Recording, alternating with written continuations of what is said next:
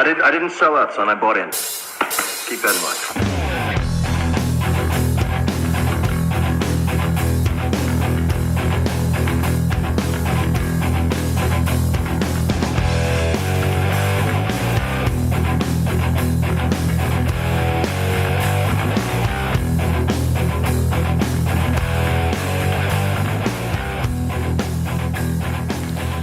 Welcome to the Independent Characters, episode 258. This is Carl. This is Josh, back in the hot seat. Finally. Man, yeah. You've been a busy guy. First off, congratulations on the job. Yeah, thanks. Excited. It'll be a nice little bit of stability in the freelance badness that is life. A nice bit of stability in an unstable world. Yeah. So listen, this episode, we're going to be discussing the future of narrative play. I know we've been talking a lot lately about narrative gaming. Last episode, I talked with Brett about the Maelstrom mixer. Not very on brand for us, so. Is it not? You did sarcasm. No, sarcasm. I've really felt like kind of championing this cause. Yeah. I think that Liz in our Discord, Liz Apke, brought up at one point a really great point, which was, I think it was during one of our Warrior Lodges, that for a long time, Games Workshop ignored competition play. And people complained about that, and rightfully so. And it was a valid point. I forgot about those days, because I'm so into the narrative scene these days. Yeah, but especially when they weren't running any events or any of their opens or grand narratives or anything. Yeah, right. Yeah, for those who are fairly new to the hobby, they may not realize that there was a period where Games Workshop just was not even running like games days. Like they were done with everything. Pretty long period. Yeah. And now I feel like the pendulum has swung too far the other direction. Right. And so I very much feel like this is the way I love to play. The crux of the show was always about making you feel like a part of our gaming group. This is the way our gaming group plays. I think for me, it provides a richer experience. Boy, especially that Maelstrom mixer, man. I cannot say enough good things about that event. Yeah, listening to that episode, I'm like, I I was working and getting paid to not be there, but at the same time, it's like I really missed out, and would be very excited to attend next year if everything lines up. Yeah, and you know what's crazy is, like, I left that event and I had learned things. Like I was like, oh, that was a cool way of doing that, or that was unique and a cool approach.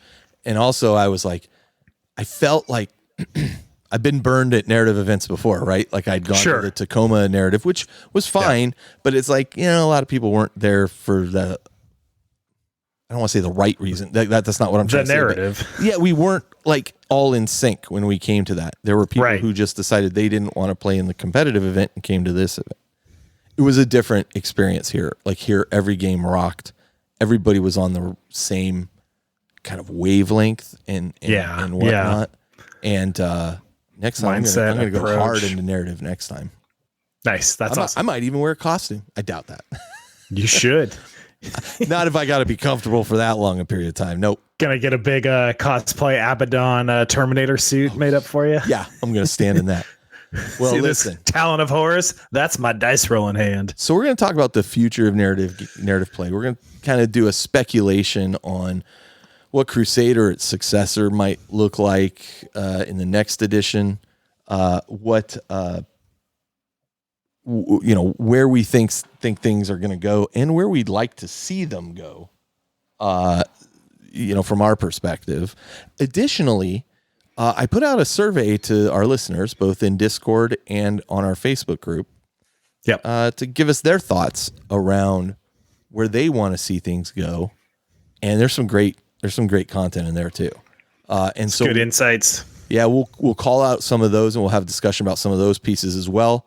But in the meantime, this episode's sponsored by Ned Smith and Solon Insomnia. Probably not his real name, I'm guessing. But no, it probably is. But these are two of our Patreon members. We really appreciate your support. We keep wanting to do more with the show. We backed off some of the video stuff we were doing just because the time and intensity it took to produce that level of show that we wanted to do. We don't have the editing time between the two of us to really pull that off. So, if we want to do that again, we're going to need to hire an editor to do that kind of stuff. And we're thinking about it and trying to figure out what a path forward looks like. So those people joining our Patreon, your help is tremendously appreciated. And if you're thinking about joining, you're on the fence, please do. We want to pour this money back into the show and make it everything it can be. So. Yeah, absolutely. Also, we're part of the Goonhammer Media Network. Goonhammer is a great site. They provide some great tools for playing, even some for Crusade, I might add. And so you can check them out at media.goonhammer.com for more shows and information. The other thing Shell wanted me to point out is that we're coming up to the end of the Hobby Progress Challenge. We are. We're rounding the corner. June is the final month. We are going to, on July 8th, do the drawings for the winners. Now, again, for every month you have completed, you have an entry into the drawing. Sometimes two, if you completed like a special month. Shell has tracked all that information. And so we are going to put that into a randomizer for all of your entries. And we will draw the winners of the Hobby Rocks Challenge. We got tons of great gifts to give away, or prizes to give away, I should say. Yeah, I think that's, I'm very excited. I want to thank, again, all of our folks that have provided stuff. KR Multicase. All the sponsors who donated. Yep. KR Multicase, not even a sponsor, just an old sponsor from a long time ago. They were happy to give a KR backpack too with custom foam to one of our winners. We've got stuff from the Army Painter. We got tons of stuff from the Army Painter. Yeah. We got a bunch of GW kits from Sky at Herrick Games. We got 2 sets of Artist Opus dry brushes, which you're lucky I'm not stealing one because mine are just like, I've completely ruined mine. I do need to buy another set. We've got one set of Artist Opus brushes. Yeah, we have one set. And one set used by Carl Tuttle. Are you going to sign them? They are brand new in wrap, in box. They're beautiful. So they make good brushes.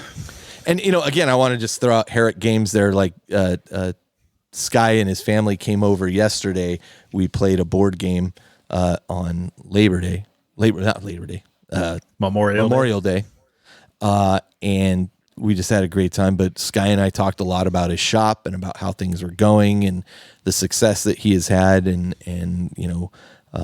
look at our show notes if you want to link to Herrick Games, because if you're going to place an early order for product, he's happy to fulfill as much as he can. I mean, sometimes GW will short them on the number of things they're supposed to get, but also he does tons of mail order business through it. So if you're looking for great deals and great service, and from honestly a great guy with a great family, like Herrick Games is where it's at. So always discounted GW product, and Patreon members get an additional discount on top of that discount. Good point. Jeez. Bonus. And dude, like, you go in his store and you're his like, stock is incredible. Sky, this is ridiculous. Like, you have way too much stock, just crazy amounts of it. So we got some good stuff. Yeah, absolutely. All right. Should we do Elite Choice? Let's jump in. Why don't you go first? Yeah. So with the release of the Space Wolves pre-order that kicked off, was it last Saturday? The thing that called out to me was Nick Staffa's Space Wolves Phobos strike team. And this is a pretty incredible strike team that Nick has put together. I'm getting very strong Predator vibes. Yeah. All just like sun's out, guns out. Nobody's wearing sleeves in here. If the muscles Justin are were a bulky. Space Wolf Army, If Justin were a Space Wolf Army, this would be him, complete with shaved heads, bulging biceps, and pretty sweet tattoos. Just really, really nice attention to detail here. Lots of character in all of these models. Really nice skin tones. Again, everybody's got like the bulging biceps. I don't know if these are the stock arms on these kits or not, but like they are a little bit extra swole. But it's also some of that's also the paint job. Like they look fantastic. Yeah, the shading and highlighting of that like skin tones on the musculature absolutely accentuates it. It looks good. I love all the freehand tattoo work that has been added onto the arms and heads of these guys. Are these the arms? Eyes are incredible. I wonder if these are the arms from like the World Eaters guys or something. I'm not sure. Like I'm seeing that they have plugs, which are which it's possible. It could be a kit bash. That I'm not sure. They look fantastic though. I can't. You know what? That's the best kit bash. You can't tell. Yeah. Right. When you don't know. There's definitely some wolfy bits in there. I love like the runic stamp things, and that's just part of the Space Wolf kits. But some other things. It just I couldn't tell you if that is a stock kit or not because I'm not a Space Wolf player, but I'm absolutely loving what I'm seeing. Paint job is phenomenal. It's really nice, kind of blue gray, beautiful fading attention to detail again. Crisp highlights, the skin tones. The eyes and skin tones are all really, really well done. I was going to pick these, but you pasted them first. The fleshy mouth colors, just beautiful tonality. Really well done. Not only that, like the what do you call it? The scanner thing that the guy. Why am I drawing? Man, I'm losing my mind as I'm getting older. Oh, the Auspex. The Auspex. Yeah. Like the screen on it looks like it's glowing. It's just full detail on that. It's incredible. Yeah. There's a wolf companion to go with it. The eyes are like perfect wolf eyes and just really nice little like very subtle kind of not OSL effect in the sense that it's lighting a lot, right, but just the really good sense of glow to anything that is meant to be illuminated across the range here. So yeah, really, really well done. And again, just the tattoo work on top of that, like doing amazing skin tones and then going back and adding tattoos on top of that is like, like I've chickened out of doing that more times than I should. Yeah. Just because I'm like, nope, skin looks great. I don't want to do anything. Yeah. Yeah. So yeah, job well done. Yeah. I always feel like I get to the skin to a point and then I'm like, I'm going to go a little bit further and I end up overdoing it at that point. And then I'm like, I should have just stopped. It was looking so good. So these boys just got pasty. They look fantastic. I really was going to pick these, but you got to them first, and it is just incredible. Great work, Nick. Man, this stuff is just stellar. Absolutely. I picked Nebuchadnezzar's Tyranids for the April Hobby Progress Challenge. I absolutely love the colors that he has chosen here. The like dark blues to the white to the pinks, like the colors he has chosen and the way he's implemented them, even with the reds, like burnt burgundy reds in the blades and stuff that they have. Just a stunning set of models. Just so well done.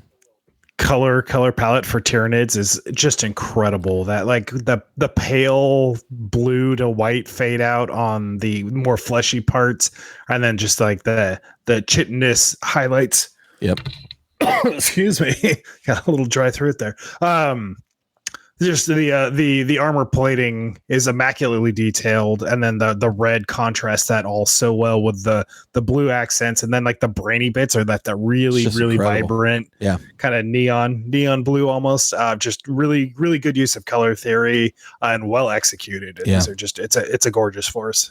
The bases are a little bland. I will offer one criticism, but I think I don't know that he's done with the bases. Like I think he could add just a little bit more to them. Okay, yeah. But my and this is why I say I don't think they're done, because the models just look amazing.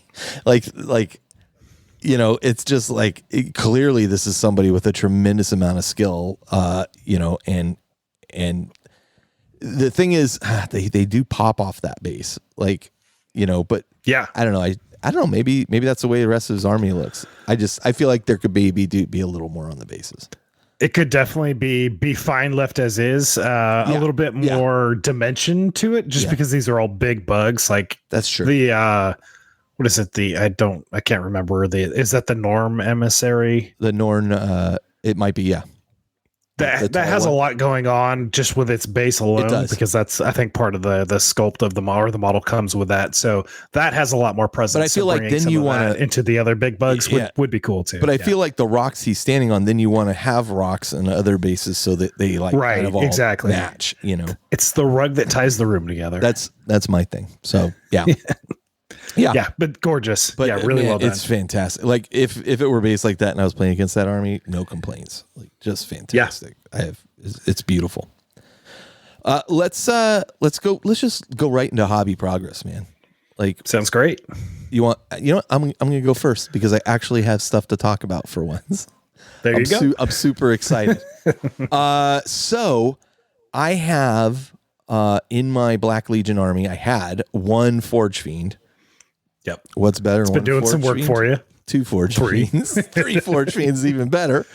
I'm not going that route, mostly because you can't buy them right now.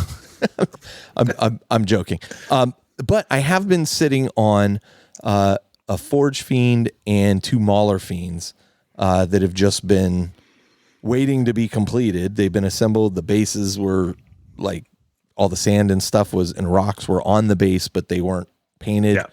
And after going to the Maelstrom Mixer, I just got that kind of thing just really drives me and really makes me go, oh, I've converted that whole, what's his name? The guy that wants to be a new god. Vashtor the Archifane. Vashtor the Archifane. I converted him up. I have not used him yet. Because I have this idea of this demon engine list. I was like, you know what? I'm going to get these done. And so I've gotten the Forge Fiend completed. So now I have 2 Forge Fiends and they look identical, basically. Yeah, nice. Yeah. And then I was like, I need to get these 2 Mauler Fiends done as well while I'm at it. So I laid out the Mauler Fiends and completed them too. Basing, completely painted. The thing I actually really liked that I did on the Mauler Fiends that I wasn't. So my Forge Fiends, they have like the energy plasma weapons, set on them. The ectoplasma cannons is what they're called. And I gave them all like a glow effect. And across my army, my Black Legion army, everything has this bluish, greenish glow effect on all of the power weapons and all that. And the Forge Fiend itself doesn't really have like any energy weapons or whatnot. It does have like an underbelly that has like areas that are vents that people tend to paint glowing. But I wanted to add a little bit more, and I thought, well, these like tentacle things on the Forge Fiend are basically on the Mauler Fiend are basically power weapons. I'm like, I'm gonna paint these things up as well as it's it's the tongue coming out of its mouth, and then I'll give the eyes a little glow too. And I'll be damned if I'm not super happy with the way that came out. No, they look great. The skins looks really nice too, but that blue, just that kind of consistent little accent throughout the entire army makes it really cohesive. Right. Even when you have drastically different kind of models, like with the demon engines mixed in with tanks, mixed in with infantry, like with all the things that Chaos gets. Like you've done a really nice job of keeping it very cohesive. Thank you. I that's what I've been kind of aiming for. And so where I see options where I can tie that in, I absolutely do. And this is one of those cases where conceptually I thought, I wonder how this will look. I took like a piece of paper and put it between the tentacle and the body of the thing. So when I was hairbrushing, I didn't have any perfect. Overspray. Worked great. I'm absolutely happy with the way they came out. Nice. So now sorry, go ahead. The Black Legion have potential to be kind of a boring army. Like it's going to look good, but kind of boring with just the black and gold. But like you have the tonality in your black there, and then the blue as that really nice kind of just pop of accent throughout. So it helps add a little bit more personality to the army as well. And you've done a great job with it. So nicely done. I've gotten some templates too that are like Chaos logos and stuff that I've put now on the hatches of my rhinos that I'm going to put like a yellow, kind of chaos star and, the not the Horus symbol, but like the Abaddon symbol kind of on each of my rhinos as well, just to give them else another little kind of jazzed up thing. Those rhinos look great also because they have what they don't sell anymore is the Forge World extra armor on those rhinos too. So they kind of stand apart from regular rhinos in that regard. Got a little extra beef on them. Yeah. And so now I'm working on the two, the spiders, the chaos spiders. The venom crawlers. Venom crawlers. Yeah. So I have two of those as well. Nice. I already have how can I not know the names of these things in my flipping arm? I haven't played Chaos in second edition. And you're naming them. The Chaos Tech Marine guy, the Warp Smith. Warp Smith. I have one of those. I've seen him used. Man, he's used to good effect. Nice. I'm seriously debating. I'll be really curious to see how this army plays. I'm serious. Well, one of the guys I played with at the Maelstrom Mixer on my team, he was also running Black Legion. He was running kind of that list. Not exactly, but he had I'm really leaning into the Demon Engine thing. And I saw how it played and I was like, oh my, that's cool. You're hitting on twos, wounding on twos, are you? With reroll. Oh, how interesting. It was there's some kick there. Now there's some more danger there too. Turns out it's pretty good. Yeah, but I think your Dark Pact goes up by 1 in difficulty and stuff. So oh, okay. You do. So you'll hit yourself. Yeah, you're going to take some, but man, it looked fun. It looked fun. And that's the key, right? Did it look fun? Yeah, exactly. And the guys playing against it had so much fun. That's the key. If it's fun on both sides of the table, that's a win. Yeah. Yeah. It's like when there was that Tyrannid list where you'd have the things that were birthing all the gaunts. And yes, there was a guy I played down at a competition down in Southern California, the Broadside Bash, I think what it was called. Yeah. And I was playing Khorne Berserkers before they were, this was 5th or 6th edition. I'm running my Khorne Berserker army with all Forge World Khorne Berserkers and demons in it and all this stuff. It's literally what the World Eaters are now. And I knew I wasn't going to win anything, but man, I was going to have fun. And I played that guy and I saw how that list played. And I killed so many things and nothing all at once in that list. Right. Yeah. But I had so much fun playing against it. Even though I lost, I was like, I got to kill so much stuff. Khorne was pleased. And killed so many bugs. I immediately came home and made that list. I was like, oh, I'm going to play that. That looked fun, and it was probably, to this day, it's a game I remember playing. That's the level that it had. So anyway, moving on. I have been printing, as I mentioned last time, Mordheim terrain.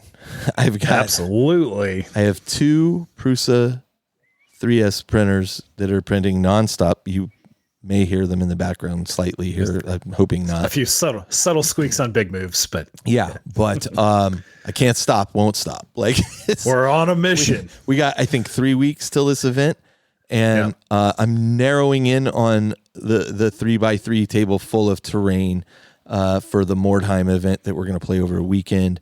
And now I got to paint it up. So I'm making plans for how to do that. I was actually talking to Campbell earlier. He gave me some good ideas on how to get it quickly kind of up to snuff. So nice. It's going to be a great event. It's going to be fun. I'm so looking forward to that. And our terrain's going to look good. And it's all a bunch of 3D printed stuff. And I wanted to talk about that for a second because Mordheim has a small but passionate community. You can go to broheim.com or .net, and I'll put the link in the show notes. But that's where all the rules are because it's all community supported now. GW has basically abandoned this for years. And I think one of the reasons, I've heard a lot, maybe we should bring Mordheim back. And I wonder, such a big part of this game is having terrain. And you see these guys, I've been watching lots of videos about it. and they're custom making all this terrain out of balsa wood and, you know, foam core and right, blah, blah, blah. And it looks amazing. But some of those custom boards are just incredible. Like guys doing individual like flagstones, like brick by brick by brick on a 4x4 foot board. It's crazy. Like it's wild how much time they're putting into that, but it's a labor of love. But that looks amazing. That's my point. Like from a company perspective, right? Unless you're going to produce all that terrain, and why would you when people can 3D print? This stuff we're 3D printing, this Hexengard stuff, is gorgeous. Like, absolutely. Really good kits. Yeah. And it's going to be so much less than what Games Workshop would have to charge for kits for terrain scenery. Like I kind of feel like one of the reasons the game probably died off was because it requires that level of immersion and passion to build those boards and do that kind of thing. And not everybody has that. Like, so it probably wasn't a huge seller in that regard. The original release for Mordheim was paper cardstock terrain. So you would make like corner building ruins that were mostly paper, and that's it was fun to play, but compared to any custom board, it just like that's how the game is meant to be played. Right. Same with Necromunda. Like there is the board game boxes of Necromunda that have come out. We're like, oh, this is the Underhive, and it's a flat 2D area, but so much of that. I mean, it's all of the layers and terrain density and ledges that you have to, like, you get shot next to a ledge. Now I'm going to take an initiative test to see if you fall off, and all those little moments that really make those two games in particular come to life. In order for Games Workshop to produce Mordheim again, I think they would have to go full in like they have on Necromunda, and look at what that costs. I mean, like when they put out Necromunda terrain, it is not cheap. Yeah. Right. It takes people who are very passionate about it and want to spend that kind of money to play it. And I mean, I guess the answer to that is if Necromunda has done well for them, maybe Mordheim would do well too. You know, I'd be hard pressed, honestly, if they put out a starter box, Josh. I'd be hard pressed not to buy it. Like, let's be honest. I mean, I would buy it. Let's be honest. We would buy it, you know, but we've got terrain for it now. So like, where do they sell more? Well, they sell more by making more war bands rules. I could see, I mean, Warcry was kind of an in-between of, you know, Necromunda and Mordheim. Yeah. So I could see it being the successor / revisit of Mordheim / Warcry kind of brought out. And that, I think a part of Warcry was the terrain really made Warcry a little bit more interesting of a game, but it was so much less dense compared to what Necromunda wants to be. Yeah. So I think that's probably why they put any kind of investment into Warcry. Like, let's see how it does. But I get the suspicion, I get the feeling that they are sunsetting Warcry. I have no internal knowledge at all on that. Let me just be very clear. Like, I do have that's the impression I am getting. They don't tell me anything. Yeah. But like, I'm just not seeing stuff come out. And same with Underpants, as the Badcast guys call it, Warhammer Underworlds. Like, I think they're sunsetting that too. It feels like it, unless something's coming out I'm unaware of. We'll see. I mean, I think a lot of stuff in the last, 6 months, a lot of research of their R&D and marketing and all that has obviously gone into the new Horus Heresy release that just got announced last week. Yeah. Well, we'll see what comes for the little guys. So anyway, that was like my little Mordheim side trip. So a lot of stuff is printed out. Like I'll post a picture of just how much terrain we've printed at this point for me, but you guys have printed stuff too. I saw Jody painting the stuff that you printed. But okay, so I had bought a box of Chaos Possessed. I have them fully assembled at this point and cleaned up. My original Possessed got stolen by Shell when we painted up her Night Lords, and it's just a really fun unit, very cool unit. So I wanted a set of those, so I had bought them a little while ago, and they were sitting here in a box speaking to me, so I got those assembled. And I'm going to take, this isn't really hobby progress, but I did get my Thousand Suns Codex yesterday, which is a little purchase. Early. It counts. It's a purchase. I am so excited about this army because, as you know, I have a significant amount of Thousand Suns and a significant amount of Zeech Demons, which I like to run together anyway. And now I can do it as a thing. Now here's the thing: I started making lists. I have it a little bit early, so I'm not getting the app is not updated for it yet. So I was making a list in It just all the points will be changed more next Saturday. I'm sure when the official release hits. It is a pricey army to put together, like in terms of points. Right. What? It's hefty. It's hefty. Yeah, like, of course it is. I put it together. And I'm like, oh, what do you mean? I'm at 2,000 more. Like, oh no, I got to rethink this. But I really like the direction they went on it. Like, I think it's gonna be super fun. That's great to hear. The reason I bring that up is to bring up this, which is I reached out to Colin Ward and I was like, just catching up. Like I hadn't talked to him in forever, and I was catching up, and I had a little bit of ulterior motive. I was like, so Colin, here's the thing. Like it was funny. I had pulled out some of my Thousand Suns models, and they were on my desk, and I was looking at them, and Shell like saw me looking at them, and I'm like shaking my head, and I go, God damn it. And she goes, what's wrong? And I go, these are so good. These look so good. And I can't paint this good. They look so good. I really put myself in a corner here that I'm beholden to Colin to paint more of these. But the reality is, once I started looking at the codex, I'm like, I really don't need very much. I have maybe a pretty robust force as it is. I have a sorcerer that I want painted up. Maybe a Terminator sorcerer if I decide to get one, and then the Sectar robots, the new things. I'm still not a fan of those. Not a fan of those at all. So I want to see them in person. I'm curious. But I mean, they just look so static. Every picture I've seen of them, I don't care how they're painted, they just look static. So robots. What I thought to do, though, is I'm doing like a big old kit bash on these. Like, I just don't like them, so I'm going a different direction.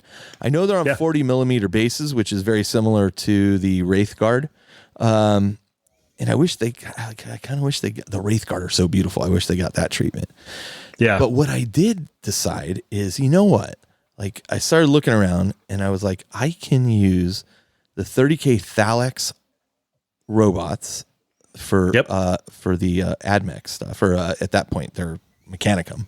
I can use those. I got these like Horus themed, Egyptian themed heads from Puppets War.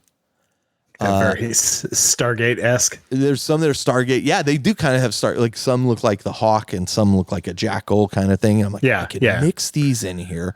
And then I just, the last piece of this is I got to figure out, I want to see what comes in the Thalax set, because I'm going to look at how do I kit bash the weaponry on them so that it matches the weaponry that these things have, which is like a las cannon, a flamer, and some other stuff. The Thalax are pretty beefy, so they'll definitely have more presence. Will they fit on a 40 mil is my question. They are on a 40 mil. Oh, they are? They are. I thought they were larger. No. There is a automata that is on a bigger base. And that was the first one. I was like, I'd use this. And then I'm like, oh wait, these guys are only on 40 millimeter bases. The Thalax all come on 40 mil base. You get like 8 in the kit.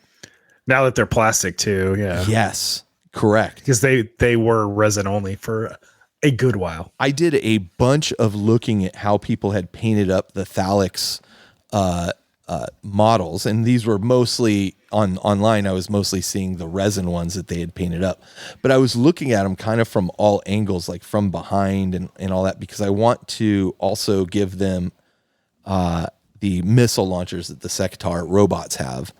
Yeah. And the thing is, I have a bunch of those from the Terminators, the Rubric Terminators, or the Scarab Occult Terminators. So I'm going to see if I can't use those, or maybe use a 30K Havoc missile launcher somehow mounted on them. That could look good. So I'm kind of playing around with a bunch of ideas.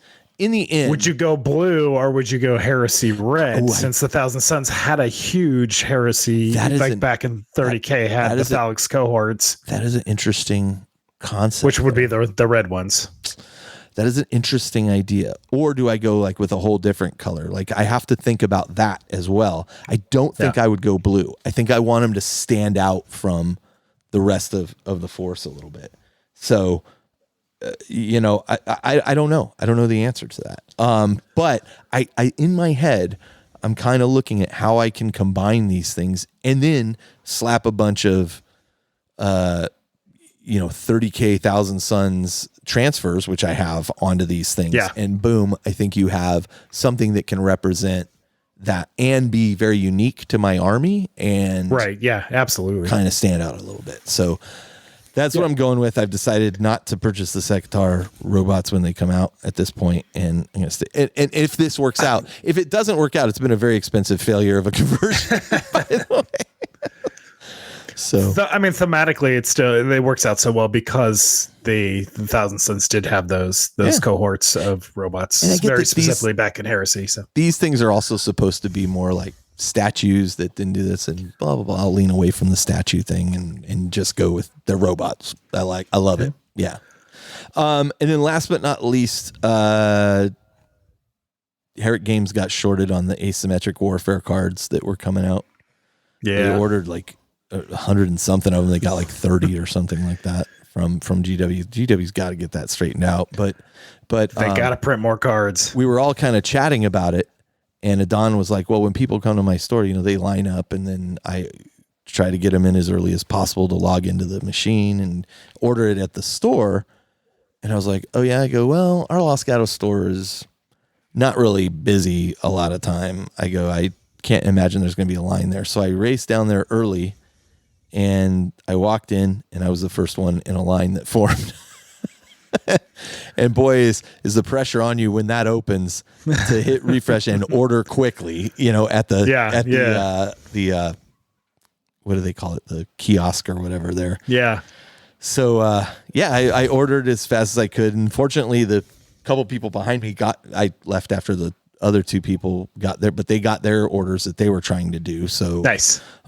They were there for the Space Wolf stuff, but I did get the cards ordered. So I'm very excited about that. They sold out. Yeah, me too. Yeah. You got really shorted last time on the cards forever. So I finally got them a month ago, and here's a new set. Yeah. Which I'm fine. Like, I'm very excited for the new set, so I'm totally okay with this. Not that Pariah Nexus isn't like an invalidated way to play at all. Like, so. And I would say we haven't played it enough to say we've gotten our money's worth out of it. Right? Yeah, I'm not going to sunset it yet either. So, all right, what have you been working on? Yeah, my schedule's been crazy. So the thing that has kept my hobby light on is the Old World Escalation League that I'm a part of here in Santa Cruz. Yeah. So for this, we're adding 300 points and playing games every month. Knowing that I was going to have a really crazy just scheduled month. I was traveling for 2 weeks completely of the last month, and then a bunch of projects in between that were just eating up all my time. I took advantage of the point increase and did largely upgrades for like magic banners and weapons and things like that. So I didn't have to paint as much, just knowing I wouldn't have the bandwidth for it. But I did add 10 dire wolves to my vampire counts army for the Old World. Nice. So these are they're slightly alive, slightly dead. They've got like muscle and bone showing through them. They've been torn up. I didn't put my picture in the notes. Sorry about that. I thought I did, but that's okay. So that's been going, and that kept the hobby mojo going for them. Then with more time, I do have everything now printed and based. All the tables worth of terrain finished, and handed that off to Jody so he could be painting it, because my schedule just does not give me bandwidth for that right now. And he's now but my a teacher. He's now out. I think he has like 2 days left, so he'll be, by the time this episode drops, he should be in. Kubla Khan was out, like he was out, and then they went to Kubla Khan. I think the county is changed. Probably tomorrow. I think the last day is tomorrow. All right, well, basically he's out. So I think they're basically out, but then it's like, oh, okay, 2 days of teaching, and then probably a couple days of just teacher meetings. Right. But I think this week is the last week. I know that's how it is for Brian, at least. So I assume it's the same for the county for Jody. Anyway, so handed off all the Mordheim terrain there. So we're going to have many, many tables worth of like densely packed boards for Mordheim, which is going to be awesome. I did end up picking up the new Vampire Thrall and the new Zombie Dragon kit for vampire accounts, even though They're Age of Sigmar kits, and I'm playing Old World. Basing and everything is compatible, and the kits are just absolutely incredible. So I couldn't resist that zombie dragon, especially, is just an amazing model, and I can't wait to paint that up. So as soon as I got that vampire thrall, I immediately built it. And now I'm kind of prepping for next month. So this is like June's hobby commitment that I have for the Escalation League. The Vampire Thrall, some Fellbats, and Black Knights are all Old World stuff. So Nice. That's my next month hobby commitment. And then the only thing I'll have left to bring that to a 2,000 point army is a Black Coach, which I had the old metal one, but it was missing. I had two roof pieces for it, and instead of a roof and a floorboard. So I realized that the kit I have does, and it's a 30-year-old model at this rate. I heard that thing was a nightmare. Like no pun intended. Like I heard it was a nightmare to assemble. Yeah. Because I was missing the piece, and it's a metal kit. It's like I could maybe design and 3D print something. I was like, you know what? I'm just the new one in plastic. Gorgeous. Yeah. Is gorgeous. You have to make it Old World compatible. You have to do a little bit of converting and tweaking it to make it fit on the smaller base. I've got to imagine there's people out there who've done it, though. There's many people who have already done it, so I have a good guide for what I'm going to do with that. So it's like the Black Coach and the Zombie Dragon are the last two models, and that's my 2,000 point army ready to go for that. And I'd be very, very excited to get there. So the last thing I've been doing is just printing out a ton of terrain for the Westermunda, which is our Western themed Necromunda game weekend, kind of a weekender of Necromunda that's happening in July. I'm jealous I can't go. That'll be there with Peter and Campbell and a couple other listeners. It's going to be such a great group of people. It's going to be a great time, and I'm becoming more and more convinced that these like weekender formats that aren't a big campaign for Necromunda, for Mordheim, you name it, any kind of game like that, it's the way to do it. Like you pack as many games in 2 or 3 days as you can, and that's the end of it. Versus campaigns that busy adult life just interrupts and facilitate. Yeah. I would agree with you. It's just so I'm printing and soon to be painting for that, and super excited. The interesting thing about that Old World stuff is, like I was telling Sky yesterday when he was over here, because he was saying, I think it's selling better than they expected, and yada yada. Yeah. And we're kind of talking about it. I was like, I cannot tell you how many times I've been like, maybe I should just do a dwarf army. And I'm like, what am I doing? Like, I'm not like, first off, I do not like the rank and flank style of game, but I'm seeing all you guys doing it. And I'm like, oh, man, like maybe. And I'm like, no, I'm not going to do it. I bought that Legions Imperialis stuff, and that game looks really fun. It is. I haven't made a move on that stuff because I'm just like, painting. You're enjoying 40K right now. I would rather pull my fingernails out than paint that infantry. I got to tell you. It's not that bad. Maybe for you. It's not my favorite, but it's not that bad. If I'm not excited about painting something, that is a chore. And I am excited about painting more Black Legion stuff. Yeah. So you absolutely, you got to follow the passions. You got to paint what you're excited to play right now. And to your point, like if you're not excited to paint it, it's going to feel like a chore. But it is interesting that like the people around you, like I'm noticing this, like the people around you, you guys are investing in this, and I'm like, oh man, I love vampire counts. Like they're just cool looking, and maybe I should do, what am I doing? I'm like, no, you idiot. Don't go do that, because where this path leads, which is a bunch of half assembled, unpainted models, and I'm just like, I'm not really, it goes to that. It's kind of the Blood Bowl player in me.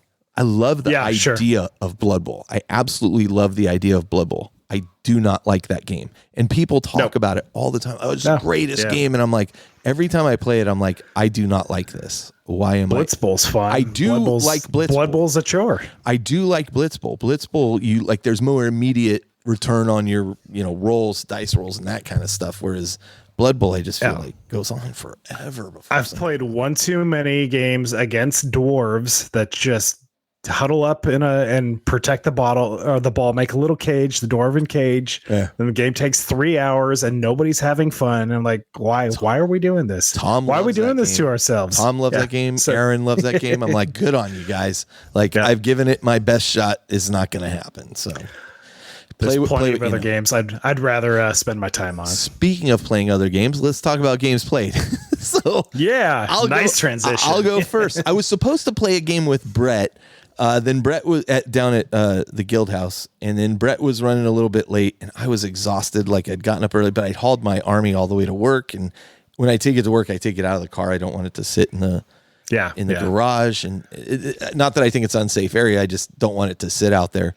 And so then I brought it back, and Brett's like, oh, I'm running a little behind. And I'm like, how about let's delay our game? Is that okay? I'm like, I'm really like just not in the headspace by this point. I'd had a long day and I'd gotten into work early, and he's like, oh, it's fine. So I really appreciate it. I'm sorry, Brett. We will reschedule our game because I love playing against him. He's such a great opponent. Like, he and this new guy, Jim, that I met at the Maelstrom Mixer they're just fantastic additions to our regular nice stuff. Yeah. I look forward to playing. You're gonna like Jim a lot. So you've already met Brett, I think. So yeah, very, very briefly at a game day at your house a while ago. Yeah. We haven't played yet. We're gonna set him up with a game against you next time because he's done his due diligence. He played. I feel bad he got roped into playing, Sky's son, who was a fantastic, actually Sky's son, but come over and hang out and play with the big boys. So anyway, I did get a game in though against Shell. Shell wanted to play 40K, and she was like, if I'm going to go to this Maelstrom Mixer, I got to get more practice under. I'm like, you know what? Get your reps in. You're absolutely right. So we set up a game. I rolled in the 40K narrative player's guide, like why we were fighting. And perfect. And I was like, okay, this is cool. And then we played one of the White Dwarf missions, nice. Which, it was AJ, Austin DeBane, that turned me on to these, and we used them at the 40K Flex if people didn't want to play with the cards. And you could come up and just draw one of the 12 missions we had up there and choose to play it. And AJ and Ian have been playing these a lot, and he's like, they're a lot of fun. So we broke one out. It was the Infogeist Pursuit mission. It's from October 2023. It's one of the bunker missions from White Dwarf. I have a PDF with 12 of these missions in them. Oh boy. So Shell kind of had a little bit of advantage in this mission, and I'll tell you why. The mission was played kind of in a diagonal setup, and there were 3 objectives on the table, all in no man's land. If you were on an objective, and a unit, so if a unit is selected to shoot and it is within range of an objective marker, until the end of the phase, weapons equipped with that model have sustained hits 1. Okay, so if you're on an objective, you gain sustained hits. Cool. If you're standing on ammo crates. Perfect. If you're a Chaos Space Marine player like Shell, she dark packs and she's like, I'm sustained hits 1 and I'm lethal hits 1. Oh yeah. And I'm like, oh no, right? Now the other rule, so that was called stake the claim. Like, you're both like trying to get these objectives and hold on to them. They're like these chaos messages that are coming through and stuff. The other thing was ruthless acquisition. If you are fighting, if a unit is selected to fight until the end of the phase, weapons equipped with that model have the lethal hits ability while targeting units within range of an objective marker. Now, nice. That's a cool balance. Now, as I'm reading that, it's selected to fight, not shoot. Oh, we played it as shoot. Got it. Yeah. Not realizing we played it as shoot and just as shoot. We played it just as shoot. I don't know that would have made a huge difference in either case where she was concerned, but the Chaos Space Marines got a real bonus on this because, I dark packed. I'll take sustained hits. So now I'm sustained hits 1, lethal hits 1. And so it worked really, really well for her. I was running a Zeech demon list, just lethal sussy, which is fun. But it is not, I'm missing some units to make it like a little more well balanced. I did take some units I hadn't taken before that if you stick with a pink horror unit, it's one harder to hit them, and they reduce reduce shots against them by 1 and stuff. And it was super fun though. Like, we had an absolute blast. Nice. Yeah. I got killed. Like, she tabled me, which was awesome. I want to also, and not to that's good for her. Not to take anything away from the way she played, but I was helping out. But a lot of times what I would say is, it'd be her turn and she'd be trying to figure out what to do. And I'd go, do you want me to give you some advice? And she'd go, let me think this through first. And then she would say, I think I'm going to do this, this, this, and this. And 9 out of the 10 times I was like, that's exactly what I would do. Like, not that I'm like the best player ever, but I agree with you I see why you're making those decisions. That's what I would do. And like, there was a point where she had a unit engaged with some guys, and I was like, I would back that unit off. And she goes, why? They're not going to be able to fight after that or shoot. I go, but I'd back that unit off. And I go, why? Because you got your quad las cannons on your Land Raider over there, and that's going to kill this unit much faster than everybody else gets to shoot it. Yeah. And she's like, oh, yeah, that makes sense. And so I go, that's like a pretty standard, like 40K tactic, right? Like, bank that one. Yeah. So what ended up happening at one point that was so fun in the game, it actually almost reminded me of Adeptus Titanicus, was she took down my Lord of Change with a bunch of las cannon shots from the Land Raider. The Lord of Change goes down and explodes, causes wounds to everything within 6 inches, which is all her units. It's causing all these mortal wounds. Yeah. And damn it, if I didn't take like her Forge Fiend down to 1 wound, and her Rhino down to 1 wound. Was it Forge Fiend and Rhino? Yeah, I think it was. And it was like, I wanted you could have cascaded badly. Both of those with one extra so badly for one of those to explode and kill the other thing. And I was just like, oh, please let this happen. And it didn't happen. But I was like, the chance was there. Like, you're saying there's a chance, Just the opportunity adds to the fun. Yeah, it was super fun. I mean, I played him as a scintillating legion, so I had like the tokens that we would pass back and forth. And I used it's really fun. Yeah. It is. I used a fun mechanic. Little bit. But man, I think she had a lot of fun. It takes a lot of brain power. We take for granted, as a new player not playing often, like, she really gets hung up on the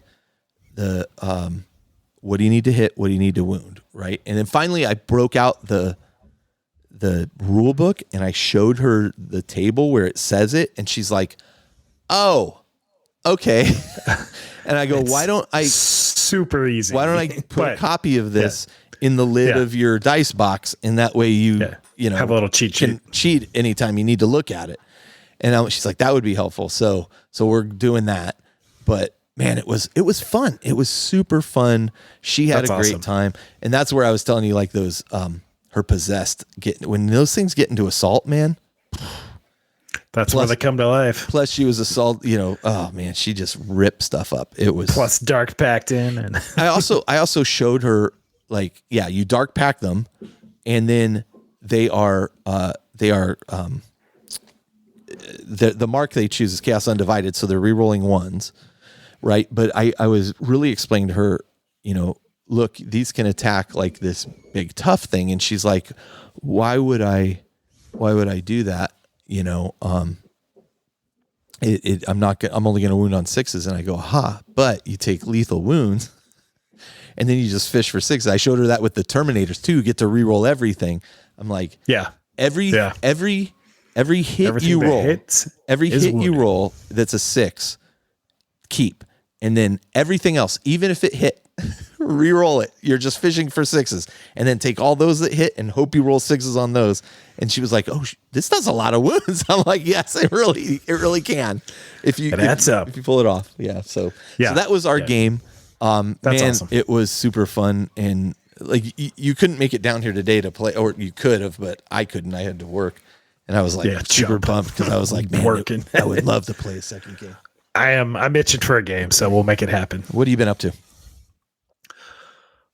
Game wise, I was supposed to play a game last week for the Escalation League, so this old world game. But I had to bail out of that because too much work in life happening. Yeah. So I do have scheduled tomorrow a game against Craig, Golden Demon winning Craig, and his vampires. He also is playing. He's also playing vampire counts. So we're gonna have a really fun game down at his house tomorrow to get that in. I said it before, but I'll say it again. I was so excited for him to win that. I was so excited for him. Yeah, absolutely. He's like the nicest guy I've ever met, and like really talented. And hasn't even been painting long. That's the thing that I'm just like. He's only been painting. I think he started in 2018. Years? So that's just like 6 years. Like, Jesus. Like he's incredible. What a jerk. He is incredible. Like it couldn't happen to a better guy. So. Austin Lynn picked up painting and airbrushing really fast as well. Yeah. You know, like I remember one of his first armies was where some units were painted by Colin when Colin was first getting into. Yeah. I think then all of a sudden Space Wolves, I want to say. Yeah. And then all of a sudden Austin was like, nope, I'm painting it myself. And I got this. Man. Yeah. So, all right. Well, let's do this. Let's take a short break. We're going to come back and then we're going to launch into our main topic. We're going to talk about Crusade a bit. We'll talk about strengths and weaknesses. We'll talk about where we kind of want to see it go and what we think is missing. And then we'll kind of go through our wish list of improvements and things we'd like to see and you know, talk a little bit about some of the community's reaction here too. So we will be right back.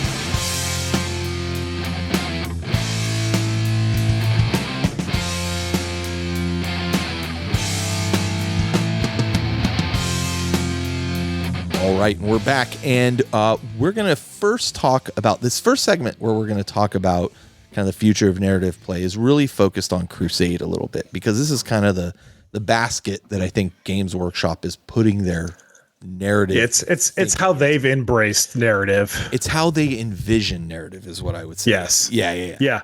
That's a good way to put it. Yeah. And so this section will probably be a little bit shorter. Next section, we're going to talk a little bit more about some of what the community's reaction is to our survey, some thoughts there and where we want to see things go and kind of our expectations from there. So first off, I think when you look at Crusade, I think it's fair to say it's met with mixed results, mixed enthusiasm. I know I was super enthusiastic about it first. I still like it. I recognize it has some issues. Yes, absolutely. But let's talk about kind of what some of Crusade's strengths are. You know, I have listed here accessibility and kind of low pressure of entry. I think yes and no. Yes, with a qualifier, which is, and you'll hear, you know, later on, it really is kind of layering another set of rules on top of rules. Yeah. For somebody like Shell, I don't think it is accessible, right? Like, I'm just getting her to play 40K. If I were now like, let's play Crusade games where your guys go up in level, I would have to then walk her through each stage. And I can already envision in my mind the decision trees that she would have to make would stagnate her a bit. She'd run into... Yeah. I mean, even just in game, like you're tracking agendas, you're tracking experience, you're tracking who takes units out of action. Like there's a lot more things you're just tracking throughout the course of gameplay. And that's not even like what you're doing in between games. So there's definitely like, it is 40K with some extra levels of homework in game and post game on there, which is going to lengthen your game. It's going to lengthen your game. It's going to take more of that mental bandwidth. Like, as you were alluding to earlier, like we have so much muscle memory for 40K because we've been playing for 20, 30 years. And like, even though additions have changed, I've been playing for 30 years. I think I've been playing for, 16, 17 years at this point. Yeah. They'll round that up to 20. Sure. Let's say 20. So I've been playing since second edition. So in that time, like, even though editions have changed and rules have changed, like the adjustments for me going edition to edition are like, okay, what has changed? Those like small changes that happened edition to edition versus I need to learn an entirely new game system now. So for me, like I am just building upon the building blocks that I have established for decades at this rate. So it's, at Crusade for me, it's an easy add-on. Yeah. But a new player who's learning the game and then you're adding something on top of that, like it makes sense that it's an unnecessary complication at that point.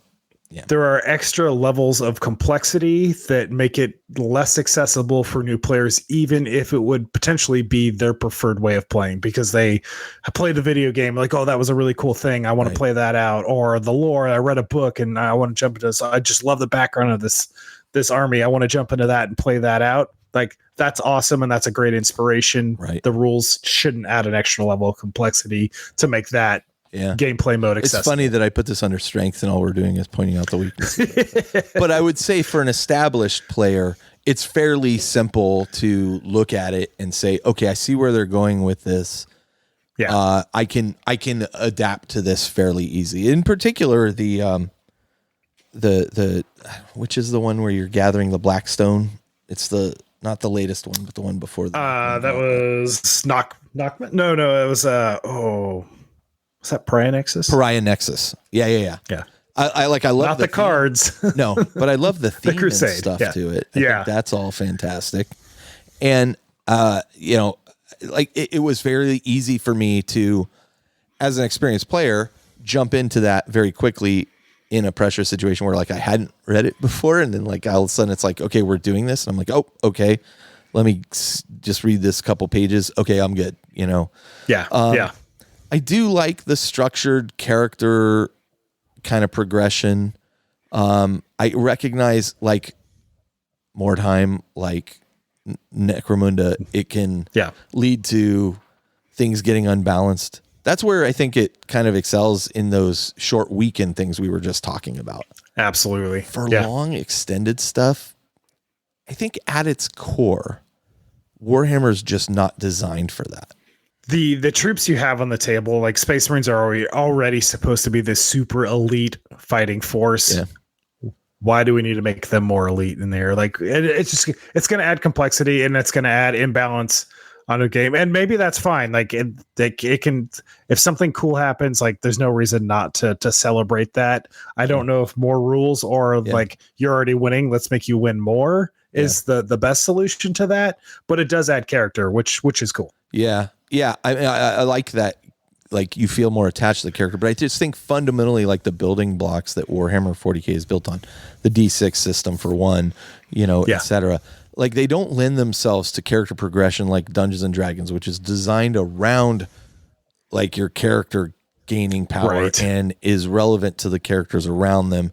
You're also typically not in competition with the characters around you in Dungeons and Dragons. You're working together, although it is still important to have kind of an internal balance. You don't want a character that does like everything and then you're left doing nothing. So yeah, I mean, I think it's cool. I think it's cool that characters progress. I think there's a limit to it, and then it starts to become uncool. And part of that is just the mental bandwidth like required to track all these upgrades that you have across your entire army. It's not just characters getting things, like vehicles can get things, monsters can get things, beasts get things. Even in Knockman Gauntlet, like we're looking at that, all the different types of characters, like jump pack infantry can get specific kind of upgrades, like, which is awesome. I love the flavor that brings.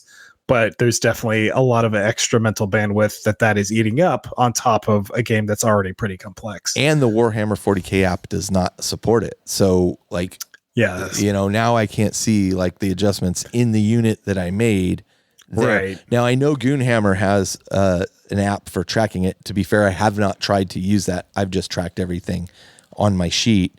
But yeah, there needs to be like, it's adding enough complexity. There needs to be some additional support for that. The inclusion of lore specific relics, scars, and upgrades. This is actually very much a strength here, where you're creating benefits and things for characters and army progression that are specific to the campaign, specific themed to the thing that you're working on. I loved in Pariah Nexus the concept of gathering Blackstone, and then you would use the Blackstone to buy, like, thematically it all made sense to me, and I was like, oh, this is really cool.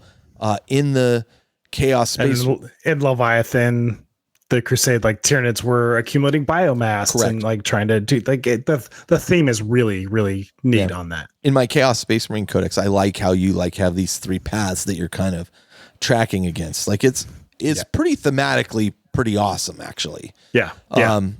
Again, I think you just got to approach, everybody has to be approaching it with all narrative things from the same kind of mental process. And then encouraging thematic builds and conversions and stuff. Again,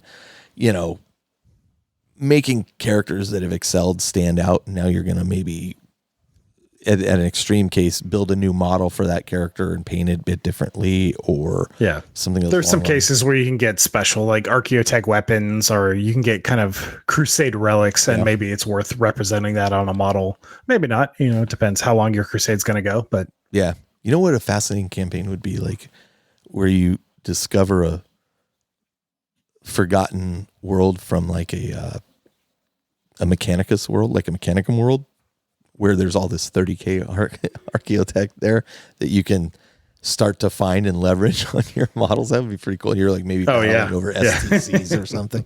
That'd be pretty awesome. Anyway, it just popped in my head as we were talking. But there has also been, and we've kind of tapped on some of these already, kind of growing pains and limitations to what Crusade has offered. Right.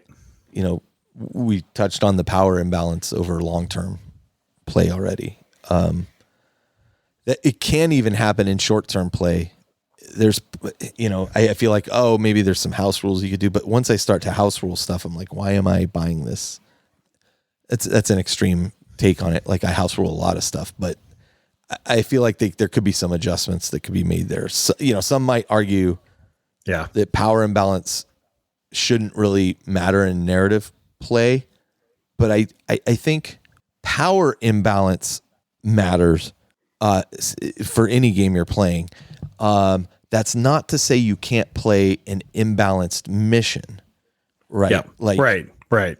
And there is a distinction there, I think, where I don't want my army to necessarily be more powerful than the next army, but I don't mind playing a game where I'm facing waves of Tyranids and they have more than I do. Yeah. But in the event that I want to play an equal footing game, like, it needs to be able to be equal footing as well. So it's a tough mark to hit, I think. It's hard to balance that. Yeah. But Crusade will create some power imbalance, especially as there are unforeseen. Anytime you're messing with rules, like, there's always unforeseen consequences. Right. I take all my growth points and I stick them entirely on this brass scorpion. Now it's like, oh my God, you've created like an unkillable, unstoppable machine. One unkillable, that one model is your army now. Yeah. I think some, especially some armies have more Crusade support than other armies, especially when you don't have a codex yet. And I think that Imperium units tend to get a whole lot more Crusade stuff, but that's probably not fair. Like, the Thousand Suns Crusade stuff is pretty cool. The Chaos Space Marine is pretty good. So maybe that's not a fair statement on my part. You talked about the bookkeeping. You want to talk about bookkeeping fatigue a little bit? Yeah, I mean, that kind of what I said is that not only in game are you tracking, like, if Crusade tracked only characters and it was just a character progression system, that would be one thing. But as is, it's like every single unit on your Crusade roster, you are tracking experience for, and like there's different experience levels. And when you hit an experience level, you get an upgrade, and then you have a rule that's tacked on because of the upgrade for something that you roll for or you choose. So it's literally every single unit in your army has an experience level that you're tracking. B, you're tracking what they're upgrading off of those experience levels and those kind of enhancements. If a unit's destroyed, then you have battle scars. So that's like a negative thing you're tracking. You're tracking multiple levels of potential positive things. You're tracking multiple levels of potential negative things on top of just the rules of the game. And then that's, like in between the games, that's just in your brain all the time. But then just how you're playing the game, like you are tracking things towards agendas or towards experience points of how they're getting these experience points in game. So it's just an extra thing to track on top of what you're already tracking for the game itself. Can become heavy. Yeah, there's a lot of levels in there, and some of that can be easy. And if you're using an app, I know Hammer has an app. There was a couple just like Google Doc type or Google Sheets type. Last Crusade campaign I played in was a while ago now, but there was a couple options that it helped, especially for the in between game to game stuff. But still, like remembering what you're tracking in game is you need a piece of paper and a pencil so you can like mark down what units are doing what, and just so you can remember that and not have to do kind of the mental gymnastics of trying to remember what happened after a game for those very specific things. Right. Yeah, I think too, going on to the next thing, which is lacking guidance for multiplayer and social narrative elements. This is probably the biggest thing missing from Crusade. When 10th Ed came out and they were like, here's matched play, here's Crusade play. What we got effectively was, here's more rules. Right. What was missing, like when we talk about narrative play, we're not really talking about what rules can I stick on things to make things different. What we're talking about is how can I expand on the story and increase my immersion in the events that are taking place on the table. Yeah. Narrative does not have to mean progression. It does not have to mean extra rules. It doesn't have to mean extra rules at all. Yeah. You don't need to track anything. That's not required for a game to be narrative. Like narrative is really just, it's painting a picture. It's telling that story. It's having those cinematic moments and having a reason for this game to happen. Or even a reason for units on the table to do certain actions, right? Absolutely. And so I think, my main kind of argument about what is missing is a lack of any kind of guidance on here's how we, or maybe this is what we are getting. Here's, as I said earlier, here's what we, Games Workshop, envision as narrative play. When I think the community, and especially folks at like the Maelstrom Mixer, have shown like it goes deeper than that. You can go deeper than just a bunch of rules. And in fact, I would argue for the most part at the Maelstrom Mixer, there was not additional rules. There were additional bonus things you got to do, which were really cool. I talked about at the Maelstrom Mixer. If you haven't listened to our last episode, please go listen to it, because I talked about how in our war zone, we had a bunch of chaos folks fighting against Leagues of Votan and Tau. And for every character we killed, we got ascension points. And basically what that meant was every time you killed a character, you got to go take a bead, one of these glass beads, and drop it in the bowl with your name in a plaque in front of it. And you drop it in that bowl. And whoever had the most of those at the end of the thing was like the chaos, they ascended. They were like the most powerful chaos leader. And it had nothing to do. You didn't get anything for it other than like everybody cheering for you and then, or booing you or whatever the case may be, and bragging rights. And you get like written into their narrative, which, what an amazing experience that was. Like it blew my mind. It didn't take, that's not even really an additional rule. It's just like, hey, if you kill a character, go drop this bead in there. Okay. Cool. So that is something that you're tracking, but it's not character specific. You just, if a character died, you know what, why that was immersive. And this is what I mean by immersive. It wasn't any model on the table that got that benefit. You got that benefit. It was you as the general. You were the general. Like, and effectively you had like my demon lord was my demon prince was my chaos lord, right? Like your representation. My representation on the table. Yeah. But like it was I got that reward, not my right. Right. And it cost nothing. It cost nothing Yeah. for them to give that. It was what a fantastic experience that was. And so I think that guidance on like what are other ways you can immerse people into playing 40K, into the world of Warhammer 40,000 as opposed to the tabletop game, like that's lacking. Yeah. That guidance is lacking from Games Workshop in any of the books. Even their there's a little bit of the like the background with Leviathan, Pariah Nexus, and Nachman Gauntlet. I think Nachman Gauntlet takes that the furthest, where like here's a war zone, but you have the kind of the issues of Games Workshop is trying to accommodate to everybody. So it's like defenders, too, Marauders, everybody else, like the spoilers, Marauders. Yeah. I'm just trying to fit everybody kind of into one playground, and to have everybody included, it has to be kind of a generic reason for everybody to be there, for sure. Or individual reasons for each, which is accommodating, but it doesn't give you necessarily the depth of that narrative that is going to be really satisfying. Correct. And then the other thing, and maybe this isn't true, but I feel like there's a detachment from like larger campaign networks in this. Like there's Crusade doesn't get you to a victory condition per se.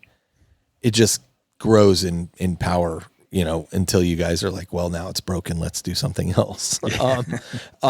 Whereas one of my favorite campaigns of all time, which I have reorchestrated into other campaigns, just reskinned it, was the Fall of Orpheus, Imperial Armor 11 or 12. Yeah, I think 11. The Fall of Orpheus was the first time, and it written by the great Alan Bly, was the first time I saw a campaign in a Imperial Armor book. Let me back up just for a second. Imperial Armor books used to be like, hey, here's this world where the Imperial Guard, the Talarn, fought the Tau, and they fought in this battle, and they fought in this battle, and they fought in these battles, and here's the units they had in those battles. You can go recreate these battles. Cool. Way more historical. Yeah, future history, as Jeff and I used to call it. Right? Historical warfare oriented. Yeah, recreating scenarios. Yeah, and so it was very limited. Oh well, I don't play Tau and I don't play Talarn Imperial Guard.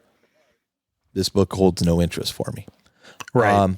Fall of Orpheus was primarily Krieg, Necrons, and Space Marines. Minotaurs. Space Marines specifically. Yeah. But the value in that campaign system that they came up with could be used for any story you wanted to tell. You had different war zones with different effects in those war zones. You could lift and shift those to any races you wanted to have fighting. And the way the campaign worked, the story told it up to a point. It said, this Orpheus is half the system is blacked out as the Necrons have come and nobody can get communication in or out. What's happening? And then now it's like, and now it's time for you to decide the fate of this thing. And so the story went up to this point, and then it's like, here's how you fight battles in this. And here are the keys. Yeah, here's the keys. Yeah, that's a great way. Here's the keys to the campaign. You're going to play a series of rounds. You can score points in those rounds, and then the victor at the end of each once you get to the end, you have like this scoring mechanism, and that's how it all plays. And even the stronger aspect of it was it didn't matter what game you were playing. Right. We could choose to play Battlefleet Gothic. We could choose to play Kill Team. We could flip a coin. I mean, effectively. And ideally, you want to play a game. You want to play a game. Space Hulk, Aeronautica Imperialis, like you name it, everything worked. Everything worked with it because it didn't matter. It was really what was the victory condition, who won, who lost. Okay, how does that affect the overall campaign? It is a brilliant system. You have seen it replicated in almost every Horus Heresy, all the Horus Heresy black books, replicated and then expanded on it a little bit. Yeah. So it is a fantastic system. I really like what they did in that too with the different war zones. So like a special character especially couldn't be in both war zones at the same time. Right. So if you're fighting in this war zone, like that character is only available in this section of the campaign. Like you can pick where you want him. Like, yeah, but they can't be everywhere. So you need it makes it matter, especially for those big names. That's a good point. Heroes. That's a good point, and it gave you some agency in it too, though, because like you could pick. Well, I'm going to have Abaddon there, but Abaddon's only going to be available to me in this particular war zone. So any games fought there. It was such an elegant, well thought out system. And in the way you read it in Orpheus, it was okay. Those three factions, but you could. I lifted and shifted it for a Tyranid versus Imperium, game. Right? Who wants to play? Absolutely. And it was super easy to do. So I think there's no end to the campaigns really in Crusade. It's just you carry on until you guys are done, but there's also no guidance on like, well, how do we end this story arc? Like, how do we go forward? And so it misses the whole story concept to a degree. Right. Yeah. I mean, they tell you. Yeah. I'm sorry. Go ahead. I was just going to say it is relying on that kind of tracking. And while it recommends having not a game master, but a Crusade master, I think is what they call it. Something like that, that is basically in charge of saying this is going to be our endpoint, and that there's not really a story progression that's happening. Like your army's progressing, you're gaining upgrades, you're gaining battle scars, all that, but nothing's actually happening with the story. One thing we didn't touch about, which I'll just say really quick, is like the missions in Crusade, the Crusade specific missions, I think are pretty cool. Yeah. And agreed. That they are themed to that resource that you're trying to collect. They're themed to the war zone, but there's not a story progression from mission to mission to mission. So there's no advancement of a storyline. Yeah. It just happens to be cool thematic stuff, which is fine. But what's interesting is you could, if you the nice thing about that campaign system I was just talking about was it tells you like right up front, it's like, here's how you want to set this up and here's how you want to organize it. And definitely have like, we would recommend you have like this length of time. This is what worked for us. Here's the end point where you determine the victor, based on the campaign points they have accumulated as a team. What you could do though, is layer the Crusade stuff into that. Like it would be very easy to do. Yeah. Or layer that campaign over this. Absolutely. It would be super easy to do. That would be kind of fun. But again, you got to track everything, right? Whereas in the other thing, it's just like, you bring this army and you play. Just track characters. You could. Yeah. Yeah. I mean, that's one option for sure. That's one option. Yeah. You have to weigh it against your group and what your group is wanting to do. Right. Read the room kind of thing. So. Yep. Absolutely. Okay. So let's talk about this, and we're already kind of leaning into it, the social aspect of narrative that's missing from here. I already mentioned like the kind of lack of meaning, social like integration of what is it we're doing here. There's no guidance given for that. Crusade by design is you are doing your own army's Crusade campaign. Like you have your agendas, you're tracking your points. It's a very individualistic campaign tracker. Yeah. That doesn't, like, you interact in games that are played, but there's not actually a big picture campaign interaction at all whatsoever. Right. And one of the interesting things about that, like, I feel like in a way, like I'm playing Wingspan. Right. Sure. In Wingspan, for those who don't know, is a board game that Shell loves because she loves birds. I'll bet Dan Osborne or Dan Boyd would like Wingspan. Oh yeah, because he's a bird guy. He's a bird nerd also. Yeah, bird nerd. But in Wingspan, what I'm doing really doesn't have much impact on what you're doing, other than I might take a resource that you wanted. Right? Yeah. But even there, it's like not a lot of player interaction. There's not a lot of player interaction. You're kind of playing your own game and then comparing how you did against everybody else, and that's kind of what they have here in Crusade a little bit. Probably not to that degree, but to a certain amount. To compare to board games, it is more of like an engine building.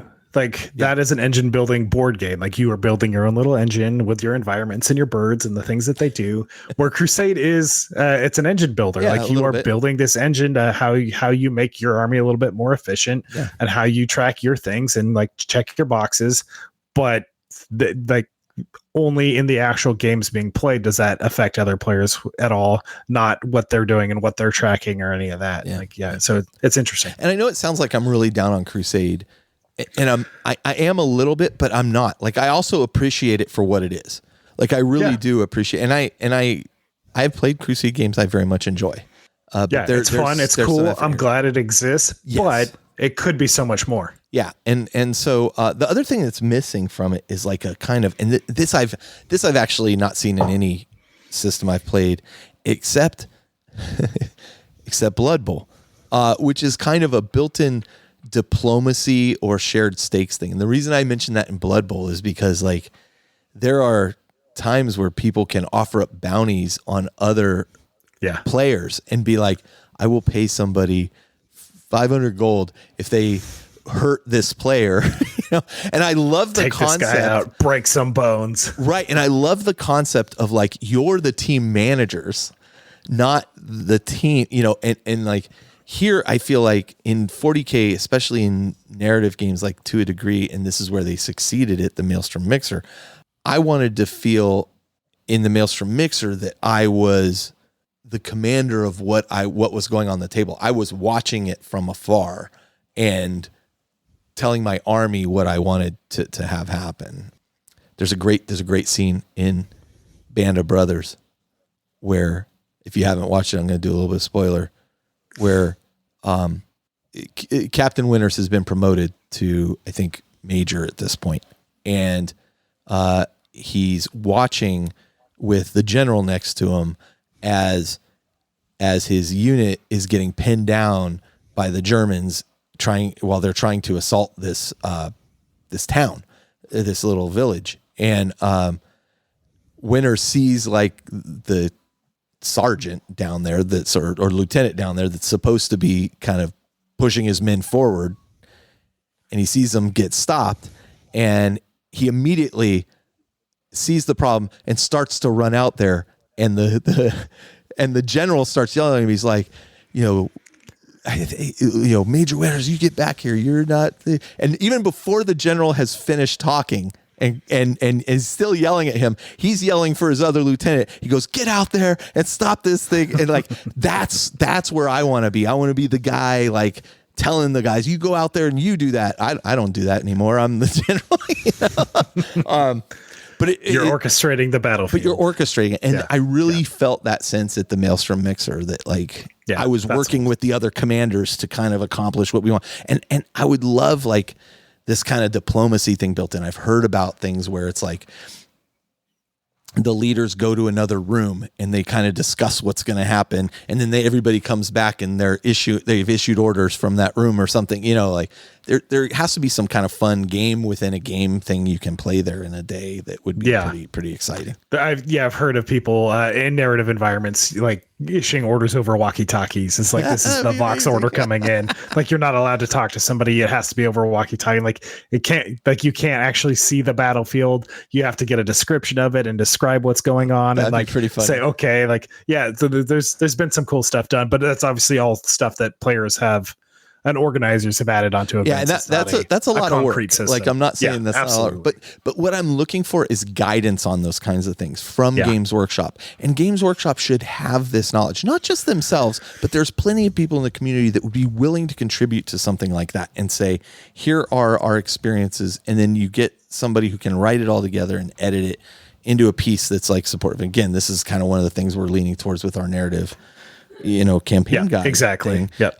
Like, I want to see that kind of thing. I want to see incentives for creative storytelling between games where you gain, I don't know, you could gain reputation or faction or something, that helps, an outside score. Like, hey, if I write a story between today and tomorrow, when the second day is about how my unit has done and we post it to this thing, I get a extra bead, in my thing. I mean, that's a pretty awesome incentive, That's something that Don was always good at Endgame. Is like, if you wrote a page of like lore about what your army's about, why they're here, what they're engaging in, like you got a bonus. I don't remember what it was specifically. Something like, back in like 5th edition, but like, And just take the extra step to engage yourself in the narrative. And here's a small bonus to go for that. And one of the things that Brett said that really resonated with me, you can give bonuses that are effectively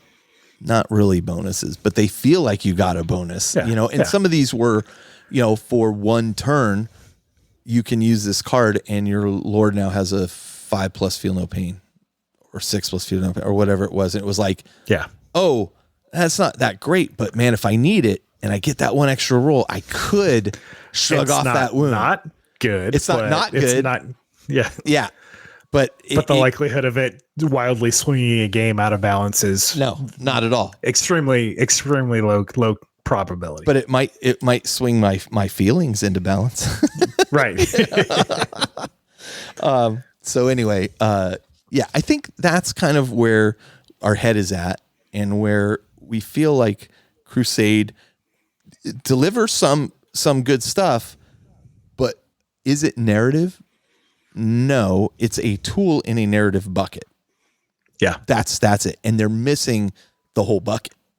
It's not the default answer for narrative. It's, right. So it could be part of it. It doesn't have to be the only answer. Right. And so when we come back, we're going to kind of speculate and dream a little more and wish list here, as well as talk a little bit about some of the input we got from our community on things they want to see. And so we'll be right back.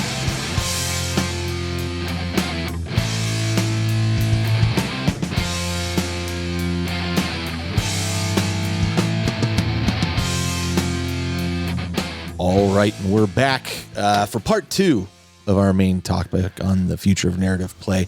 And, as there's hints and things of 40K 11th edition, and, everybody talks about they're on a 3-year cycle, and I guess they are. I mean... Yeah, pretty consistent recently. Seems like it's been pretty consistent. I don't know that it's a hard and fast cycle, like... I don't know. Maybe it is. I don't have any insight into it. What I would say is, I don't think it's going to be 3 years to the day. I think, there's probably, I just feel like there's still a lot of 10th to go, They have major windows that Games Workshop likes to consistently release stuff. Like this is, the Black Friday release. This is the summer release. This is the big box summer release. And the 3 main game systems that they have with 40K, Age of Sigmar, and Horus Heresy, they kind of just cycle year by year, and then the other stuff, the specialist games, Middle Earth, things like that, get filtered in. But Sky, again, when I was talking to Sky last weekend, I mean, he was talking about how GW's actually gotten, because I was complaining about the card thing, Yeah. Because Sky sent out like an email that basically said, look, if you haven't received an invoice from me, it's because you got dropped from this, because I only got so many and I apologize, but this is what they sent me. Like it was very clear in the email. It was funny because he had asked me, was the email clear? Like, did you understand? I go, it was perfectly clear. He goes, why is somebody, he goes, a couple of customers have written in going, I don't understand, I'm like, well, I didn't get an invoice from Sky, so I knew my order was not one of the ones that he was able to fulfill. So I put it in through Games Workshop directly. No problem. It was very clear. It was pretty clear to me. So anyway, he did say though that GW has gotten better about, spreading things out so that you don't have for a independent store owner, you don't have like this feast or famine kind of situation. Where it's like months go where we're releasing Kill Team for 3 months, and it's like this is not selling as much as my area doesn't play Kill Team. Nobody cares. I'm not making any money. Or for War Cry, or so now like it is spread out a bit more. I would agree. I can see the release cycle there. I've heard. I don't remember the exact release schedule, but it's like if you look at a month, it's the way it's kind of breaking down now. It's like there's a 40K week, there's a fantasy week, there's kind of like the random everything else week, like Black Library books, Necromunda weirdos, things like that, and then there's maybe it's Horus Heresy or something. But like everything within a month cycle is like you're hitting all those points at some point during that month, and then you obviously have the much bigger big picture releases, not just the supplemental releases on top of that. Yeah. Well, anyway, I mean that's kind of sidetracked from the point, but my point is, it sounds like one of the things that got me thinking about this was all these people talking about 11th edition coming out, and I'm like, oh, I'm just really enjoying 10th edition right now. Yeah. And I don't think it has far to go. I'd love to see him make a few changes. So along that note, narratively, if they're going to 11th, and like I said, at Adepticon this year, the GW guys were walking around and they came by the 40K Flex and they were like, well, what's this all about? And then I explained, and Adam Troke was there and he was like, this is how we play in my garage. I'm like, yes. And he was like, we need to get more of this into, so they were hearing, and they saw the popularity of the event, which I think will honestly be more popular next year. So anyway, clearly there's a demand. Yeah. So, okay. So narratively we're talking, what is it? What is kind of our wish list of things we want to see? And, I think we go back and forth kind of on what our wish list stuff is here. I have a few things that I hid from you specifically. I guess I jumped really far forward, but let's go down this wish list like right away. I hid from you initially because I wanted to see if we came up with different or similar things. But I can. Oh, there's your list. Good. Okay, so I'll start. I want old school pencil and paper. Look at you. Keep it secret. Keep it safe. That's right. I think the structure for the game start, there should be some emphasis around, how does the game start, which would include a briefing from the player on their army's role, and why they're here and why they're playing. And players should provide kind of a framework for a take on the role of the commander of their army. And I know that seems kind of esoteric a little bit. I think that's the word I'm trying to use. But right now, setup for the game, well, especially in competition, there's a roll to see who's attacker defender. And I'm like, well, okay, the only thing that you don't... What does that matter? You get to pick side. What side of the table are you on? Yeah, and deploy first, right? But I mean... And if you're not playing with narrative terrain, quote, quote, you're playing with match play set terrains, it doesn't matter whatsoever. Right, exactly. Because they are completely symmetrical. I think really does not matter. The only advantage it provides is oh, hey, I'm putting down my unit first. Okay. One unit goes down first. Cool. Yeah. So I feel narratively, you want to have, and some of this is built into the narrative mission thing I've been working on. You want to have a reason that you're there. You want to, hey, we're here for this reason. This is our purpose, and this is what we're trying to do. So I don't know that this is not a major ask on GW's part, and it can be even done just as players without GW's insistence, but this will lead to other things I'm going to talk about in a minute. So that was kind of my first take, that there's a change to the structure of the game start where it doesn't even talk about rules or who's going to go where. It's more about setting the tone, as Shorzy would say, you got to set the tone, got to set the tone, boys. That's right.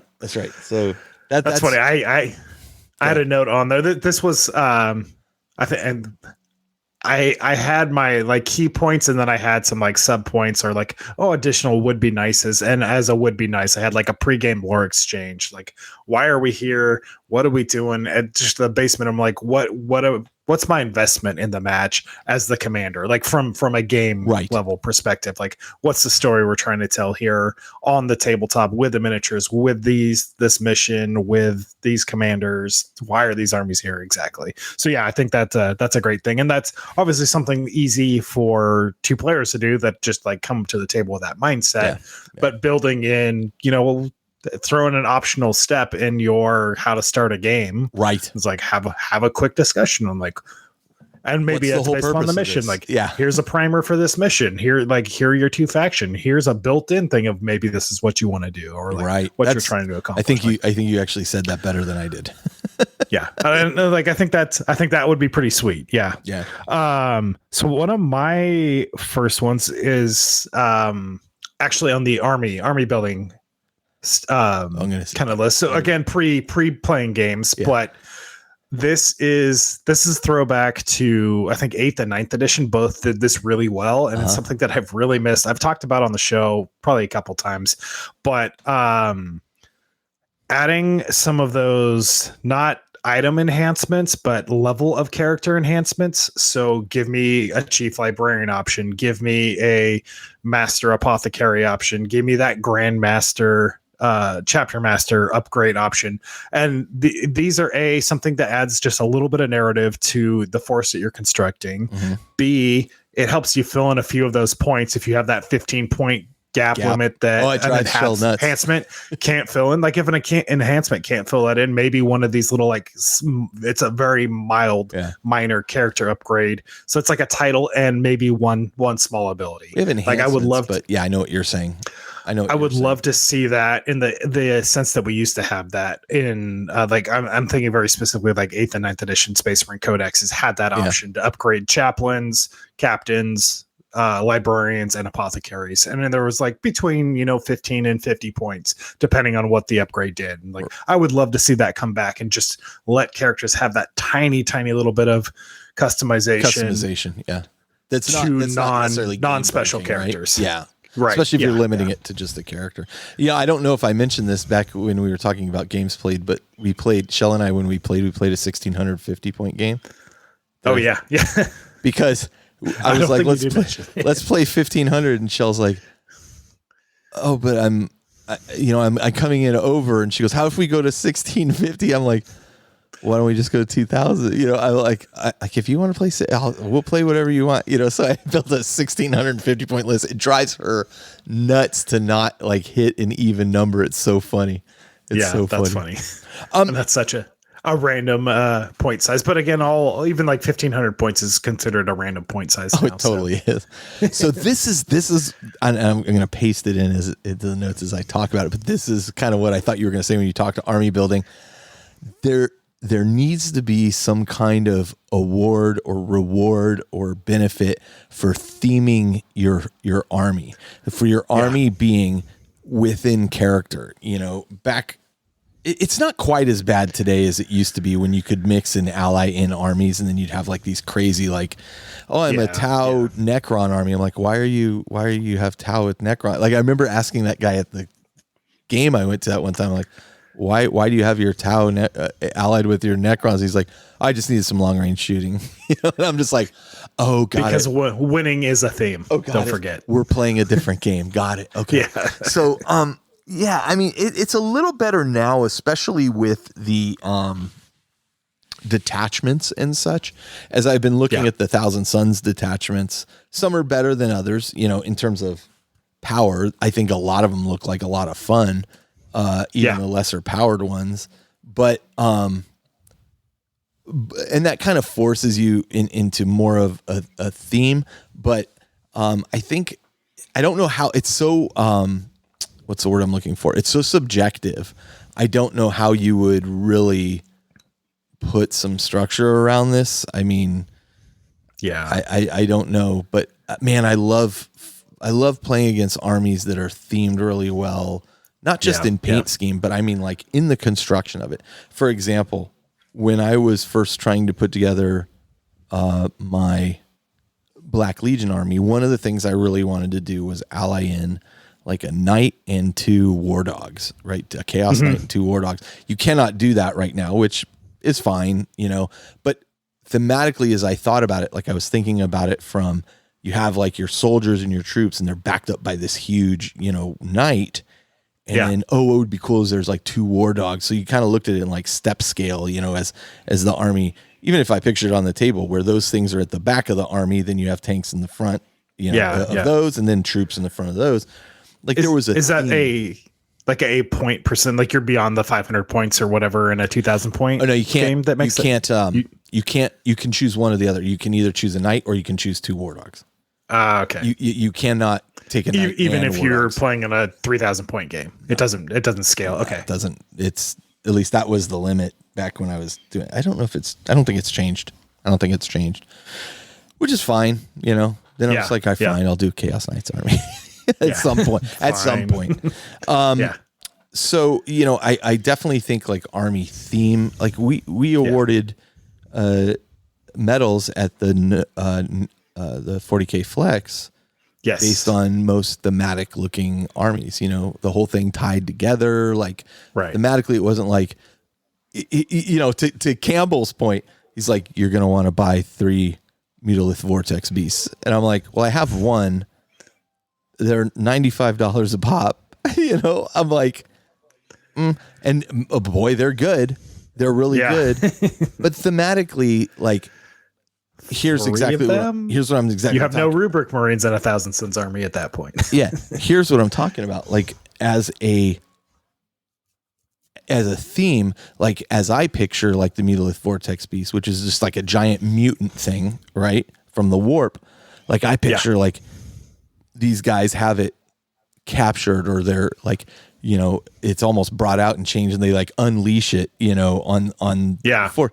It's like, oh, well, I've got 3 of them in a 2,000 point game. Feels a little excessive, to Justin's point. He was always like, I find the best unit and then I take 6 of them. This was like back in the previous edition, and I'm like, before the rule of 3. Yeah, and 9 Venoms. Oh, okay. Turns out they're pretty good. Yeah. Turns out Venoms are pretty good. And so it's like that's it's still within keeping, I think, of the army, but it's like you're clearly leaning into this for one reason, and it's just the hardest punching thing I can find. Yeah. So I mean, there needs to be like some balance to that, and I think the old world actually does this in a pretty cool way. How do they do it? And I'll say one of the hesitations I think Games Workshop has of doing this is, remember what it was like 7th edition formations, where you like if you did this, you got free stuff. How broken that ended up being just for various formations. Some were way more overpowered compared to other, and it obviously added a huge element of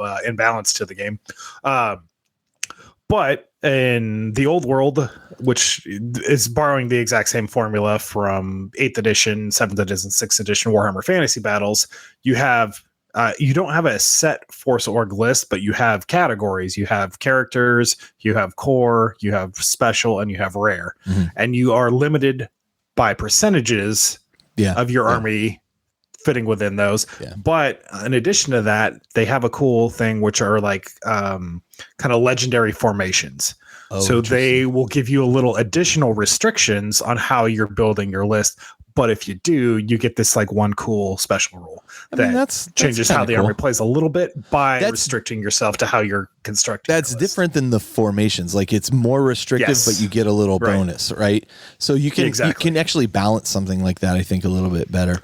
What was interesting is original Horus Heresy, it used to be for super heavies. It's like, oh, they cannot be more than 30% of your or 25% of your army, whatever that threshold was, so that you knew, like, I'm not bringing a Titan to this fight unless it's a 3,000 point game, and so I think that they got rid of that limitation in GW's quest to sell more models, made Lords of War and which were basically super heavies available anytime you want, and it was like, oh, this is, you're kind of throwing the baby out with the bathwater with this one. But I mean, enough about theme, but like I love the idea of theme. I'd like to see, this is a very interesting idea that you promote there. And speaking of those formations, I'll say it again. The best was when Loopy made a fake formation about, it was like Sergeant Tuttle's something formation. And it was, Vindicator. You got a free Vindicator because that one time I accidentally brought a free Vindicator to the table, and people saw it on, it was like Reddit or something, and people were losing. They were getting so angry at Games Workshop about it. And I had to go in, like, guys, this is fake. Like, this was made by this person about me. It's a gag. It's a joke. Giving me a hard time. Oh boy, they were so serious. It was funny. It was brilliantly done. That's hilarious. Yeah. Loopy is nothing if not, he has a good sense of humor. All right. What's your next kind of thing here?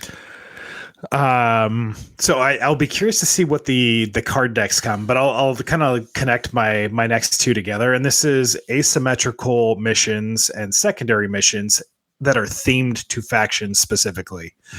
And I know that we had this thing again, kind of going back to like 8th and 9th edition, where you would choose your secondary mission. You would choose one secondary mission, which had a huge imbalance issue built into that of like, oh, you do one thing that your army does and you do it really well, and you're just guaranteed X amount of points for some armies, where other armies had a much harder time trying to do that.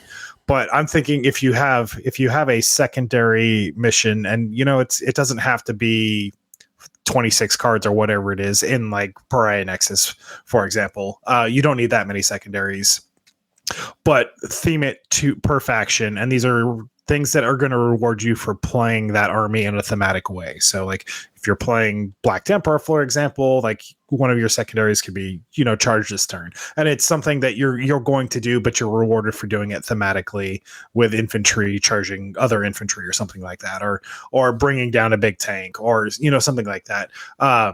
But asymmetric missions is a huge, huge thing for me that just makes the game more interesting and immediately more thematic. Like rarely are two armies going to be on the battlefield looking to do the same thing. And kind of my beef with match play is that it's not telling the story because it's just two armies meeting there and like collecting these generic, very obscure points, like between 0 and 100 points are being achieved. But what does that actually mean? What's that saying? It's like we even the objectives are very abstracted at that point. So I would love to see it goes from a war game to a score game.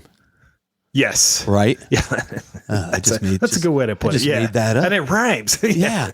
I literally just made that up. Maybe somebody gave that for me. But as you were describing it, and as you look at my next one, like I said, not focus on victory points. Like victory is judged by narrative success rather than points. Absolutely. Did your warlord escape? Did the bomb explode? Did whatever? Yeah, that's such an interesting idea. And it's kind of gelling as you were talking. I'm sorry to interrupt, but it's like what the game is now is a game of basketball. I figured we'd be aligned in a lot of our but what the game is now is a game of basketball, essentially. Yeah. Right. It's a bunch of very quick back and forth scoring. Get score. But we're not telling a story. Maybe there's cool moments that happen within that, but we're not telling an overarching story. Yeah. Which is interesting because if you went back to like 4th edition, I used to hate the way it was scored in 4th edition. It'd be like, if a unit's below half strength, it counts blah, blah, blah. If this, and then you'd have to go through this huge calculation to get to who won the battle, Right. I think there's a better way of doing this. And I don't know, we got to explore it a little bit, but it's like, here was my objective of the mission. It wasn't just sit on objective points. It was accomplish these things. And it's probably hard to do. It's probably hard to make challenging for you and challenging for your opponent to do their thing as well. It takes some creativity. In a non-tournament setting, I really like what Maelstrom Mixer did based upon what you were saying, that like both sides can absolutely achieve a minor victory. Yeah. Like one side can achieve a major victory. The other side can still achieve a minor victory. Both sides can achieve a minor victory. Like, again, if you're not just here to play 40K, the chess game, like let's see who can get the most points. Let's tell the story. We can both achieve those objectives. And like, if you're not in like a Swiss pairing system where you need to be like, okay, I won, I need to advance here. There are a lot more options, and it opens up a lot more flexibility and ability to actually tell those stories in interesting ways that the balance can be different because it's not just about getting those points. It's you can still have a very balanced game for what codexes and units are doing on the table, but the missions don't have to be opposed in the same way. It's not. Yeah. That's a really interesting point. That's a really on top of that, I also really liked, and this is kind of pairing off on the Maelstrom Mixer, also like that idea of those faction specific side quests that you have in there. Mm-hmm. So this is tying into asymmetric missions. Like it could be a hidden side quest, it could be part of your secondary, whatever. Like if you do this thing that this army thematically really wants to do every game, like get a very small reward for that, whether it's a victory point, whether it's a small bonus in the game, whatever, however the scoring system wants to work out, or a minor reward system. Yeah. All of this I'm talking about for the most part is minor because I don't want to see like big swings in this thing. I had listed as my next thing like cinematic terrain, and this can go too far. Like I think in the previous editions you had like, if you have this piece of terrain, it's this crazy amount of stuff. Like I'm not looking for that, but like destructible terrain could be kind of cool. These are things you can still do, but it'd be kind of cool to have some rules for this. I put interactive terrain as my note though. And whether that's like it's a real-time strategy, like it's a trigger system, like RTS style mission objectives where you do the thing. Like I always say, like you go there, you push the button, it blows up the bridge, it removes that piece of terrain. Yes. You go there, there's like, even in Pariah Nexus now, there's the secondaries that have sabotage. So you have to like sabotage a piece of terrain. Nothing happens to that piece of terrain. Like, let's pull that piece of terrain. It got sabotaged. Remove it from the game. You get points for it, whatever, however you want to score. Again, whether it's points or objectively narrative. But yeah, interactive terrain with destructible terrain. I called it cinematic activations. Yeah, that's a good way to put it. I was like, I would shy away from, if you remember in the first edition of Age of Sigmar, there was mysterious terrain. Yes. So if you would get close to a piece of terrain, you're like, let's see what it does. It exploded on me. Like, that's a little much. I don't love that, but being able to be way more interactive with the terrain. The terrain is that third army on the battlefield. There you go. Let's have it play a bigger part, a bigger role in the game than just cover, no cover, line of sight, no line of sight. Let's have it actually do something. I think that's what I'm really getting at, is that, it needs to feel like it has interaction on the table. Not full agency, but like that it's a part of the battle that you're taking place, other than, well, I just hide behind this thing until I step out, or I'm in it and now I get a +1 save. Okay. There used to be some cool things, like if you hide behind these barrels, like, and you take that cover save, there's a chance the barrels explode, or like the plasma pipelines, like it just adds an element. These are narrative ways that are potentially adding on more rules, but it's adding on rules, I think, in a low mental bandwidth way that add a really fun narrative and cinematic element to gameplay. Sure. Yeah, you don't have to track it. You just have to know barrels explode if you have a cover save. Yeah, as I was talking about the cinematic activations, mine were like triggering special events like orbital strikes or warp breaches or scripted betrayals that happen or something. I don't know. I think we're both kind of in the same of the same line there. I'd like to see some kind of benefits for heroic moments. At the Maelstrom Mixer, they walked around, you could have a moment of tragedy or like a heroic moment, and you got cards or whatever for each of those. Like, the cards were like kind of one use, one phase kind of situation. They weren't particularly great, but it was a little something. So like maybe there's some kind of description around what a heroic moment is, and if both players agree that was reached by this character or sergeant or whatever, maybe you get an extra command point, or a +1, feel no pain for one round that you get to use it, or something along those lines. Like that kind of thing could be kind of cool. Likewise, if something just went horribly wrong, maybe you have a balancing factor there too. I had something very similar to this, which I called key moments. And I like, my vision for this is very similar to, I think Titanicus does a great job with this, with its open engine war deck, where you have like, here's what the planet does. Here's what the war zone does. Here's what the kind of mission does. And you have all these different things, but at the start of a game, you could flip over, maybe it's like 4 to 6 categories. Like the first blood, you flip over this card and something's cool going to happen at the key moments of the game. So first blood, was one of them. I was like, that could be a cool time. When an objective changes hands. So an opponent loses control of an objective, another opponent takes control of it. Like, that's a key moment. Let's flip this card and something happens. Like, it's predetermined, and you can do this very simply with a deck of cards. And you've got that's 5 or 6 options for these different categories. So it's random, but they're like preset moments that one of these. Everybody knows something's going to happen when that happens. Exactly. Like a vehicle is destroyed, it has a chance of exploding, right? Like but it's almost flip it. It may be minor. It may be that could be kind of cool too. I really like that idea. I mean, I was kind of looking at like missions and objective designs that shape stories and as you said, like, I like the idea of like environmental hazards or special, narrative things. Like, I was a huge fan of like the demon, what am I trying to say? Like, warp tainted areas where you had like random effects occasionally would happen.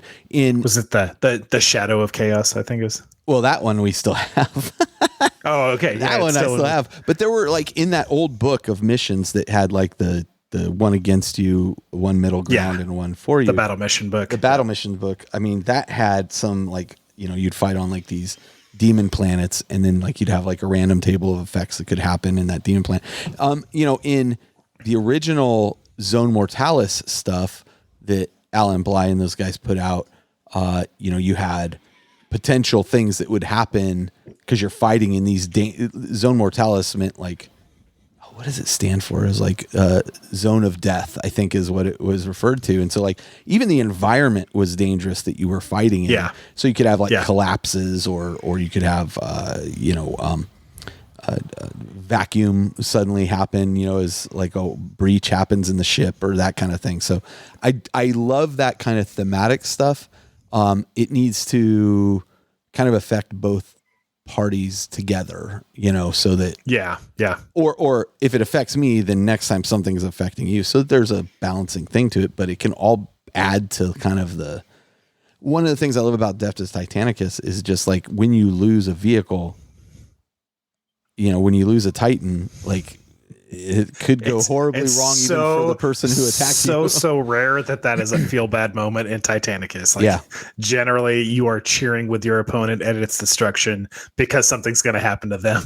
And that speaks to what you were just talking about earlier too, where the Maelstrom Mixer you could lose a mission, but then it was either failure, minor success, major success, which is interesting when you think about, maybe narrative missions shouldn't be win or fail, and in just its entirety, you have degrees of success. So even if I lost, but you only got a minor success, I feel like, well, I held you back from the major success. I helped my faction more, or like we still both did what we're here to do, but yours is going to be big picture more beneficial. But it's like, but it also removes some of the feel bads of losing too, It's like playing a match play game and it's like, oh, it's 72-73. That was probably a really fun game to play, but it's not telling anything about a narrative mission, about a degree of success. And like that doesn't feel like a minor success versus a major success or two minor successes, right? Like that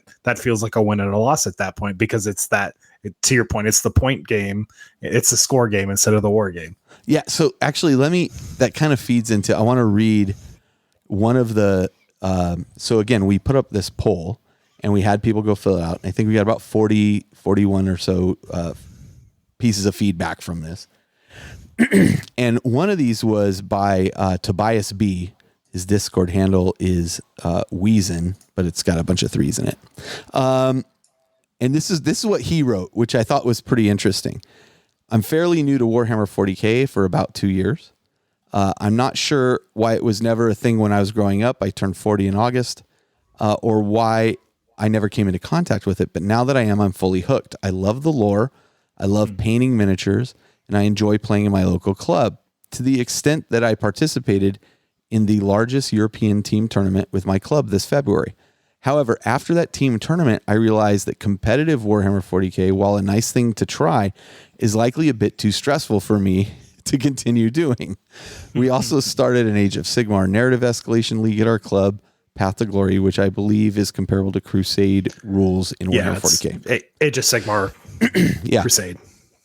Everybody wrote a short intro for their army and awesome background stories, but I found the system quite difficult to pick up. Rather than focusing on the narrative, the discussion on our Discord often revolved around points and how they can be spent instead of the narrative stories being central. This is exactly what we've been saying, right?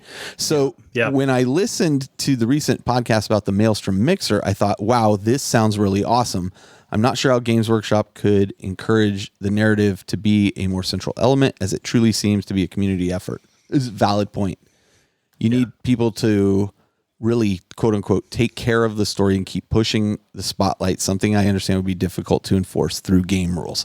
So I guess what I'm not, and he goes on to say, in his case, let me just read the rest. In any case, I hope I'll be able to participate in an event like the Maelstrom Mixer in the future, as it sounds like the best combination of all things I enjoy about the hobby. Totally agree with you, Tobias.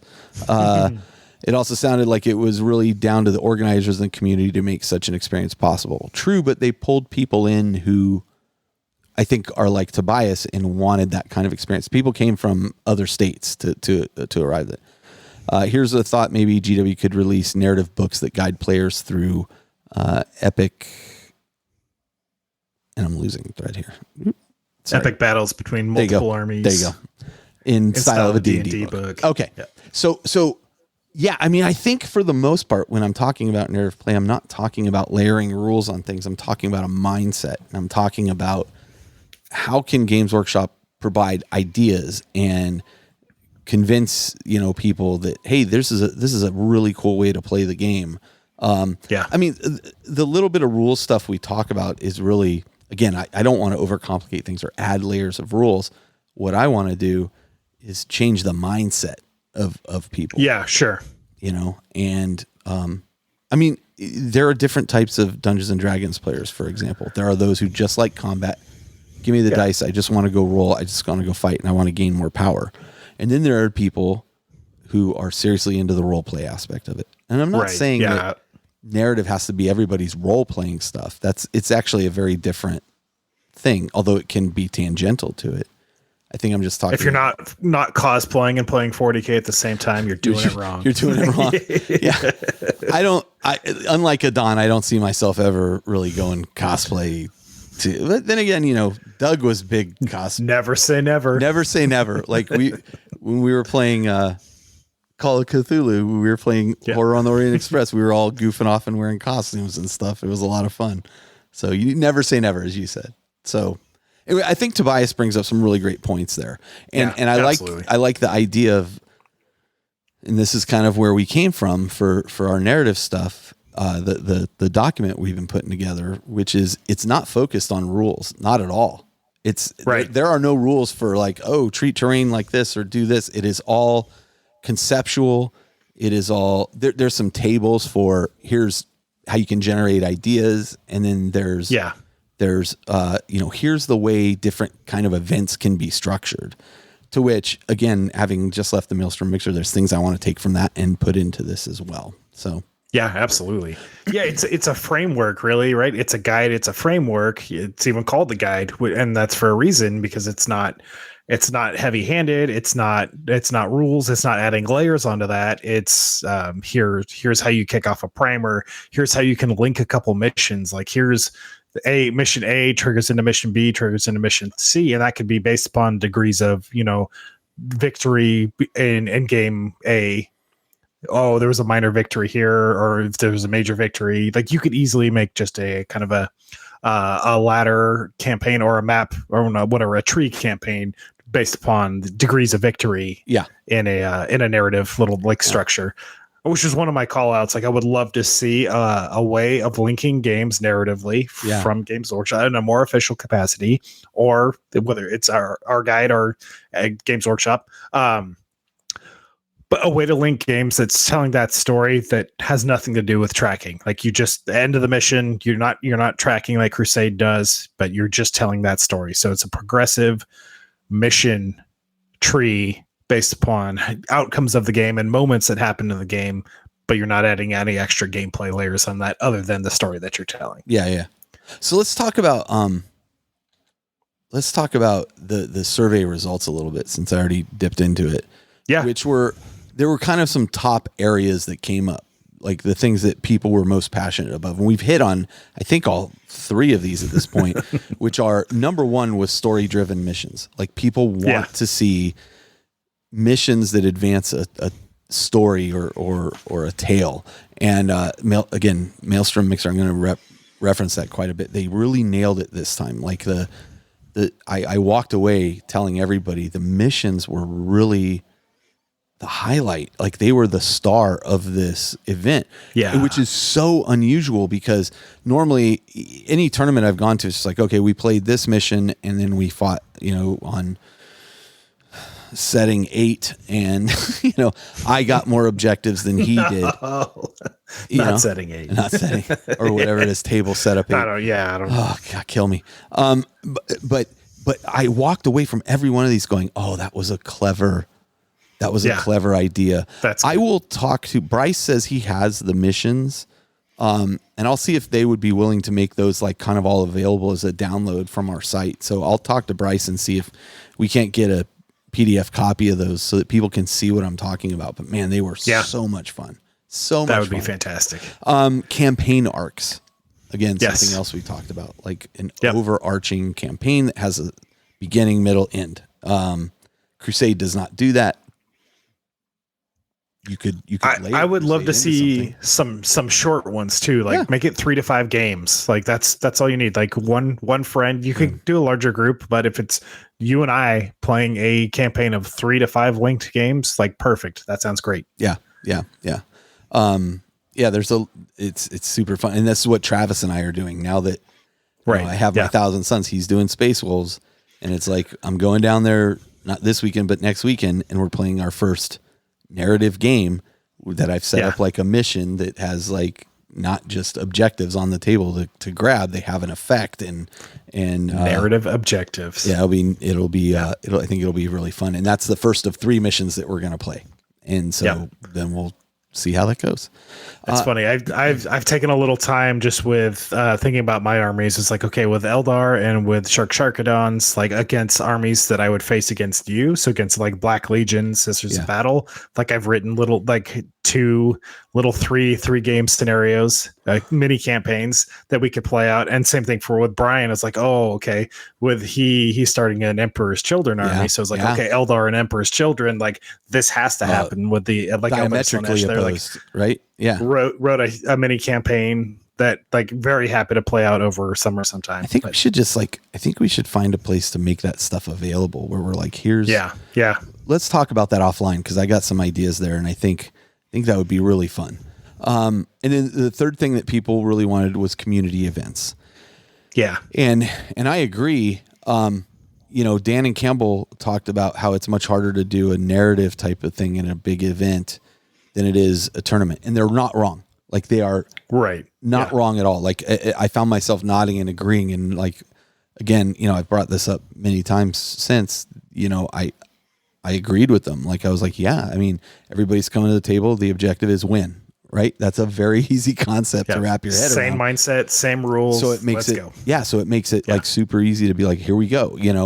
Whereas a narrative is really a mindset. It's a change of, and what narrative means to you may not mean the same thing to me. So you got it. There's a conversation that has to take place there as well. It's hard to define. It's gonna mean something different to everybody. Everybody's gonna have a little different mindset and approach to how they do that, and it's not gonna be for everybody. Like some people just want that chess game, and and I don't blame them. That's totally fair. And there are times where I just want that game where I'm just let's just. There've literally been times where I'm like, let's just put down 5 objectives on the table, fight. I mean, let's just roll some dice. And have a few laughs. I don't want to think too hard about this. So anyway, like those were kind of the top 3 things that came out of it. In terms of frequency of play, the majority of people play quite a few times a year, with others playing about once a month or so, or even maybe a little more rarely than that. Which doesn't. That was narrative play. Yeah, narrative play specifically, and it also doesn't surprise me. I mean, GW has actually some metrics on this that I got shared with me at one point, and I don't remember all the details. Like it was just in conversation. I wasn't like recording anything, but there was like they were explaining the way GW thinks about the people who play or buy 40K stuff, and it was like there's this group that buys and just likes to collect and paint maybe. There's this group that plays aggressively all the time, multiple times a day. The general player is like playing maybe once a month, not necessarily into the hobby. There was like 5 or 6 different categories. I can't remember, but there was a significant amount that were just like, I just like to collect the models and paint them, or even just collect them, so the largest bucket of Games Workshop product purchasing is moms buying for 12-year-old kids. Like and read stories purchases. And this kind of thing. So on a scale of 1 to 10. Now again, this is not super scientific. We have 40 or so responses. 3 of these were all loopy. I should have extricated him. But on a scale of 1 to 10, if people rating the importance of balanced gameplay for narrative scenarios, it was an average of about 4.65, right? Yeah. So it indicates balance is valued, but it's not necessarily the most important thing for narrative context. Being the low side of the middle right there, like I think says a lot of, it's not an 8, like this game has to be super balanced. It's like, no, let's tell a cool story. I don't care if the game's a little off balance. If the game is off balance, I like to have the armies balanced against each other in general, but the game being off balance is fine. And I think that's often a fallacy. As I look at this survey results, again, not a huge amount, and that's fine. It does make me think that maybe this kind of thing can help shape the conversation of what narrative is a bit, right? The satisfaction in Games Workshop narrative support is very low, though. It's at about basically 3 out of 10 at this point. So there is like a strong desire for this and improvement in this. And again, like I said, Adam Troke and those other guys coming by and seeing the stuff at the 40K Flex, which also wasn't narrative, but it was a much more garage hammery type event.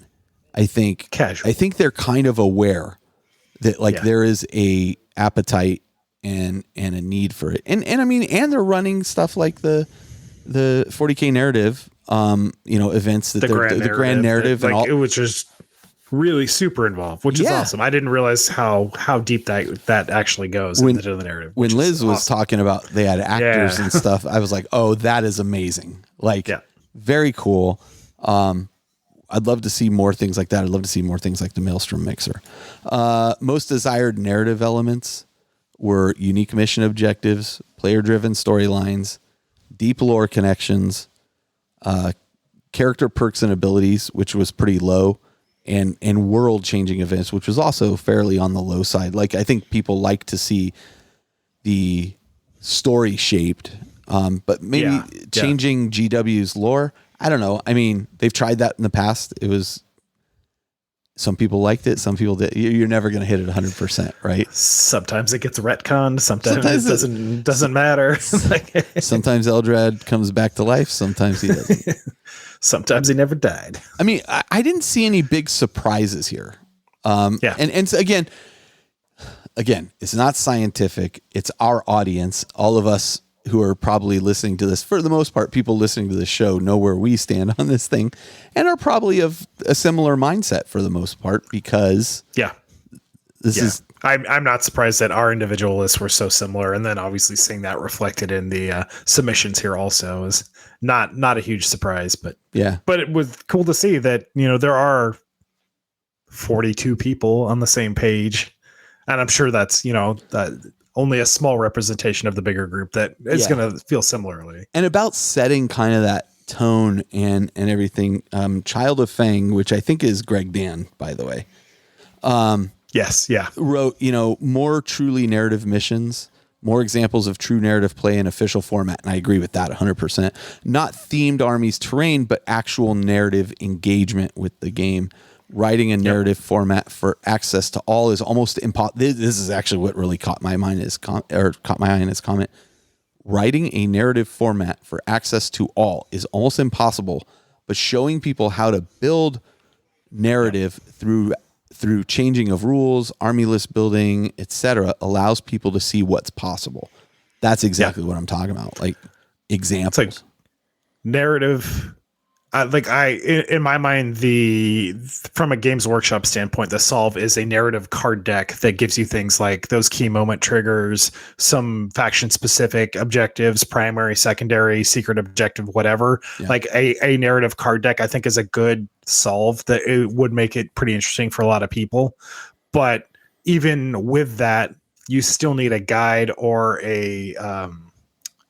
just like a skeleton of to give people structure, just showing them how to unlock that potential, telling them how to tell that story. You don't have to tell the story for them, but give them the tools, give them some ideas on how they can tell that story. Teach a person to fish, right? Exactly. Adam Brazel says, less rules. Crusade is more rules on top of existing game rules. We've talked about that a ton now. It feels like too much for more casual story-based players. Got it. the asymmetrical gameplay from a new mission decks is definitely a good step in the right direction. I think we're excited to see that as well. Yeah. To do a less match play experience on perfectly mirrored tables, but also doesn't require a full layer of Crusade rules to do it. I completely agree. I think we're very interested. As soon as we saw that, asymmetrical deck come up, we were like, that was all the talk in our chat, the private Discord channel. So I think we're very excited about that. There's a couple more here I wanted to just call out real quick, which was Dave, DMC Kroger's, I think I'm pronouncing that right. Top wish list item would be that narrative play gets normalized to the same degree as mission pack gameplay. Something I appreciate you guys championing. We've got a local village group that meets monthly to get a game in or two. And so we usually end up just playing the mission packs as it's easy to pick up and go. Agreed. Yep. I think these new asymmetric missions coming up might be a nice start to eking this into our games to the point where we can get out of things just being a competitive pickup game and turning them into a narrative pickup game. Interesting point. Like narrative pickup games, like that's something I hadn't really considered, but that's an interesting turn of phrase. Yeah. And again, going back to the Titanicus open engine war deck, like just having that environmental thing, the planet thing, the war zone thing, and like your missions on top of that with asymmetric secondaries. Like I feel like that does a really good job of building that pickup narrative game. Like it's telling a story. The environment's telling more of a story. It's painting a picture more so than here's a red deployment zone, here's a green deployment zone. Have fun. Yeah, Dave goes on to say a lot of folks in the village group have been playing since the 90s, so it's not as if people aren't against a less prescriptive approach to 40K games, but I think it's a case of lowering the amount of effort it'll take to run more flavorful games. Very valid point. Like it does take more effort for or it takes one person to drive it and be like, here, I'm giving you all of these things to do, if you can find one or two people to kind of champion it and take on that load, you will find it to be very rewarding. You won't get thanked a lot. I'm going to tell you right now, it's fairly thankless, but you will. Nobody will read the lore, but tell them. Nobody will watch the videos. But if you make them feel bad about it enough, they'll never not do it again. I will tell you, boy, did I read all the mission packs and stuff. Instead of going into the Maelstrom Mixer, I was like, I've learned my lesson. I don't want to be a part of the problem. And then the last thing I'll just throw out there, and going back to Crusade a little bit, Scragfist says he'd like a Crusade option in the Warhammer app. I couldn't agree more. I think the Warhammer app is fantastic. I think going that direction would be good. I think I couldn't disagree with him, or I couldn't agree with him more. I cannot disagree with what he is saying. And then Affable Moose says they need to remember narrative play for Kill Team as well, which is really interesting because I remember the first Kill Team felt very narrative when I initially was playing it. And then Mike Brandt rolled out like, oh, look, we're going to do this tournament version of Kill Team. And I'm like, why are you going to do that to my game? Like, what are you doing, Mike? And then like they ran events for it. It didn't get a lot of traction, I don't think. It's funny. Because of the Thousand Suns Codex, I was going through boxes of stuff I have because I'm like, oh, I need to add a couple units that I'm going to have Colin paint. And I found that I have 5 Terminators, Scarab Occult Terminators still on sprue because they were shipped to me back when GW was shipping stuff. They had shipped me like the Kill Team tournament packs and everything. And one of these was a Thousand Suns Scarab Occult Terminator, and they came on blue sprues. Yeah. Like this. So I've been for the easy build, one color plastic. Yeah. I mean, those probably aren't easy build. They're the same sprue. They're the same sprue. It's just thematically colored sprue for people who didn't want to paint. So you could just be like, well, I have a blue army and you have a red army. Tournament ready. Yeah. So, I think we got a lot of great feedback from people. I mean, I know I didn't read everybody's feedback. The one I did want to call out was Peter Peter Dolan. Yeah, I have him talking about. Oh yeah, you want to go for it? No, I thought that one was worth. Please, this is a really good one. Yeah. So Peter's calling out better curation of existing content. There is a lot of fantastic stuff out there, especially missions, and much of it is relatively edition agnostic. So old content can still be used. There is a lifetime of gaming material from chapter approved expansions like Planet Strike, White Dwarf, etc. What I would love to see is an easier way to look up the best of this existing content sorted by common narrative tropes: last stand, hold the tower, break through the walls, etc. Right now, it's very difficult to find the right rules to play some of these common narratives on the tabletop, even though there are likely half a dozen suitable missions out there. Yeah. Love to see less talk about reinventing the wheel and new content, and more talk about how to organize and access the content that already exists. That last sentence is the one that struck me. We were talking about this before too. I accidentally scrolled over Peter's response here, but if Games Workshop wants to support this, it's not like they don't have already written like the material to support it. And they can just take some of that and update it to a new edition fairly easily. Like there's not a heavy lift and shift, especially for narrative, where we just saw that balance isn't quite as important in missions. Right. So you can just be like, here's the re-envisioned Altar of War missions, or the re-envisioned mission book, and plus we've taken all the missions that we've done from White Dwarf and put them in this book. And we've got, as he said, Planet Strike and what was the tank one? Spearhead. Planet Strike. Dude, yep. Spearhead got so much grief when it came out. And I think this was 7th edition. It got so much grief when it came out about this is a terrible way to play and yada, yada. And then Lars and I played a game of it, and it was amazing fun. Like, it was so good. I think vehicles were a lot clunkier or crunchier, I should say, with armor facings and armor penetration, things like that. So tanks could explode in one shot. Right. Las cannon penetrated. Oh, roll this. Oh, it exploded. Okay, cool. There goes my land rating. And done. Yeah, but it's awesome. And I think a great place to house a lot of those missions, like put it in the app. It's just like, here's a narrative list, and it's themed by trope, as Peter called out. Like, here's a last stand, you're surrounded. Here's a defend at this point. Here's you're trying to take this point.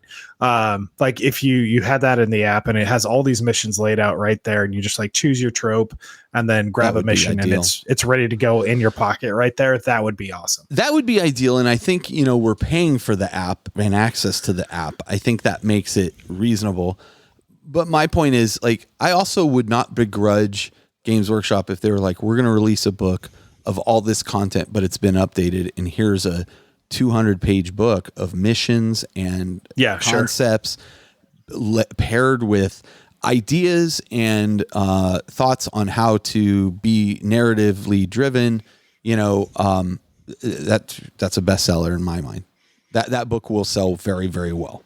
Like, and that could absolutely be an evergreen product. Like the battle mission book, while it was written for 5th edition, almost every one of those missions is still pretty easy today. It's pretty easy to quickly manipulate, and that's my point. Like they can just update it and not have to as Peter said, like reinvent the wheel. Just stick with the old stuff. And how many years of chapter approved books have they printed out? But like, just give us one reason, which is why I like the digital solution. Like, as you are adding these chapter approved missions, just, dump it into the app after that year or something. Here's my other point. Like, make it a code, right? Like, just like a codex. I buy the book, I get a code, boom, I unlock all the mission section of the app, and now I can use all the missions in the app too.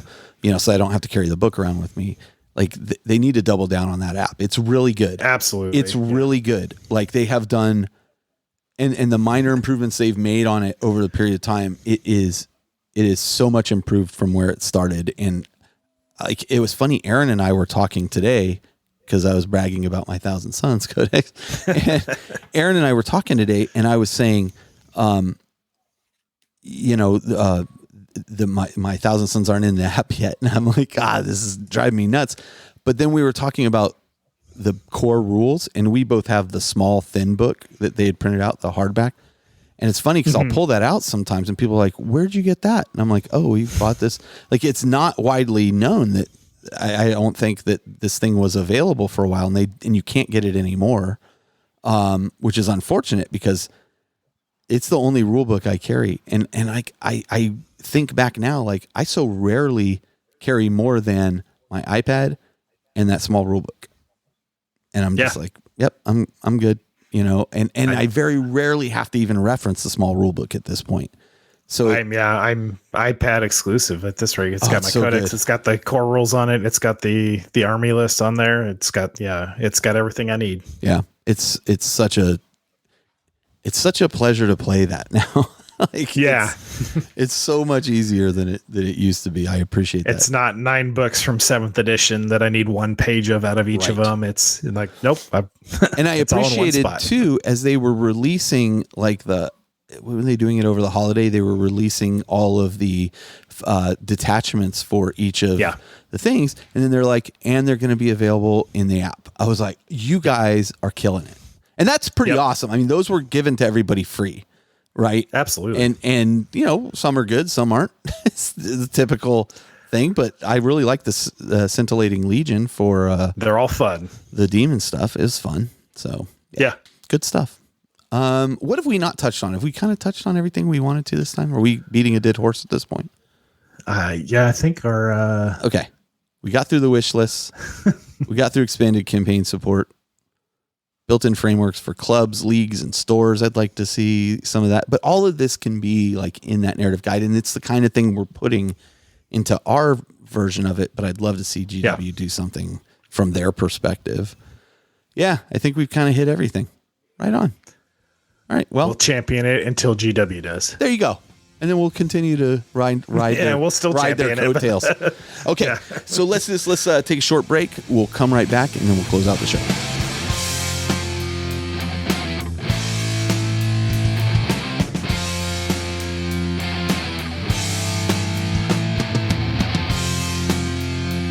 All right, so I'm joined now by Michael Hancox. How you doing, Michael? Hey, Carl. Are you all right? Great. And so we met at Adepticon this year. That's right. While I was running the 40K Flex. You came over, and I think somebody was using one, if I'm not mistaken. But you are the creator of the Tempest Terrain dice boxes. Can you tell us a little bit about what these are so people can get a sense of that?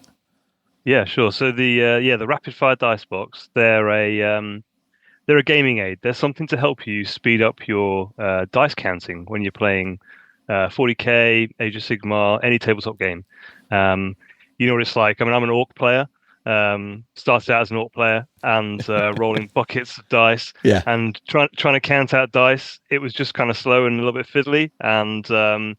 So the dice box basically means you just chuck all your dice in. It's a home for your dice on the table. You've not got stacks of 5 dice on the side of your table. You just grab the dice from there in stacks of 5. So they come out of the hopper, you grab them in 5s, and you can count really quickly. And it just speeds things up and just gives the game that little bit more immersion because you're not taken out counting or waiting for someone to count. Right. It's pretty cool. Right. Yeah. I mean, I don't remember where the first time I saw one was. It may have been at the club that I play at. But I did see one at Adepticon, and then I know you came over. These are designed, the current one, there's 2, unless I'm mistaken, but the current one kind of looks like one of the GW terrain storage crates, like the large storage crates. Yeah. And so it opens at the top, you dump your dice in, and then they feed out at the bottom in stacks of 5, as you said, which is interesting because a lot of times when we talk about playing quickly or playing more efficiently, one of the things I do is pull my dice over into piles of 5s that I know, okay, I'm going to roll 15 dice or 17 dice. I grab these 3 and then 2 more. But then I do have to go back and go reorganize them all again. This which typically, like, I'll go through my initial phase of rolls. That's right. Then they all get messed up. And then the next round, I'll organize them while my opponent is doing their moves or what have you. So this would just keep them constantly organized. And I've seen it in play. It is really, really cool. It is really cool. And the people that have them like them. So yeah, people seem to really like them, actually. And I mean, I came up with it for exactly that reason. I was trying to speed up my games. I couldn't get to turn 5 playing with orcs. I couldn't do it. Right. So I looked out there for ways to try and improve, obviously learn the rules, play more games, get better at it. And one of them was line your dice up in little pockets of 5, just as you said. And I tried to do it, and my brain doesn't work like that. I get distracted. I look at the game, I start talking or thinking about my moves, and then I come to do it and go, I've not done it again. You want to be focused on playing, not organizing dice, right? I mean, it sounds, honestly, as we're talking about it, I'm like, well, it sounds kind of silly to talk about, but it really does make a difference. Yeah, it's a dice game at the end of the day, isn't it? Yeah. You are using dice constantly, and to know where they are, they're always there. They're ready to go. Count them out really quickly. And also when, you've got this unit that has to roll, 30 dice, suddenly you're like, okay, 5, 10, 15, 20. And it becomes that fun moment rather than, right, okay, I'll just count these out and it take me 5 minutes. So how are you selling this? Yeah, so last summer I did a Kickstarter, and that was for the original Rapid Fire Dicebox, which, as you said, like the sci-fi crate. And yeah, it did really, really well. It kind of, I had no idea it was going to do as well, be so popular. So from that, I fulfilled it. I think we had about 4,000, 3,500 backers in that.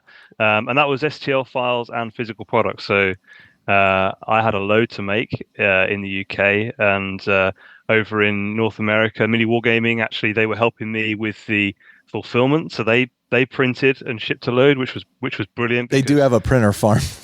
They got a massive printer farm, and they even gave me advice on, I had to get more printers and stuff. And I have a printer farm going right now, but it's a small. It's a printer garden. It's just two. Yeah. It's just two printers. An orchard.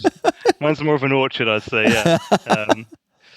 So that was the Kickstarter, and that was complete. And then I set up a website, so you can buy them on my website, rapidfiredicebox.com. Cool.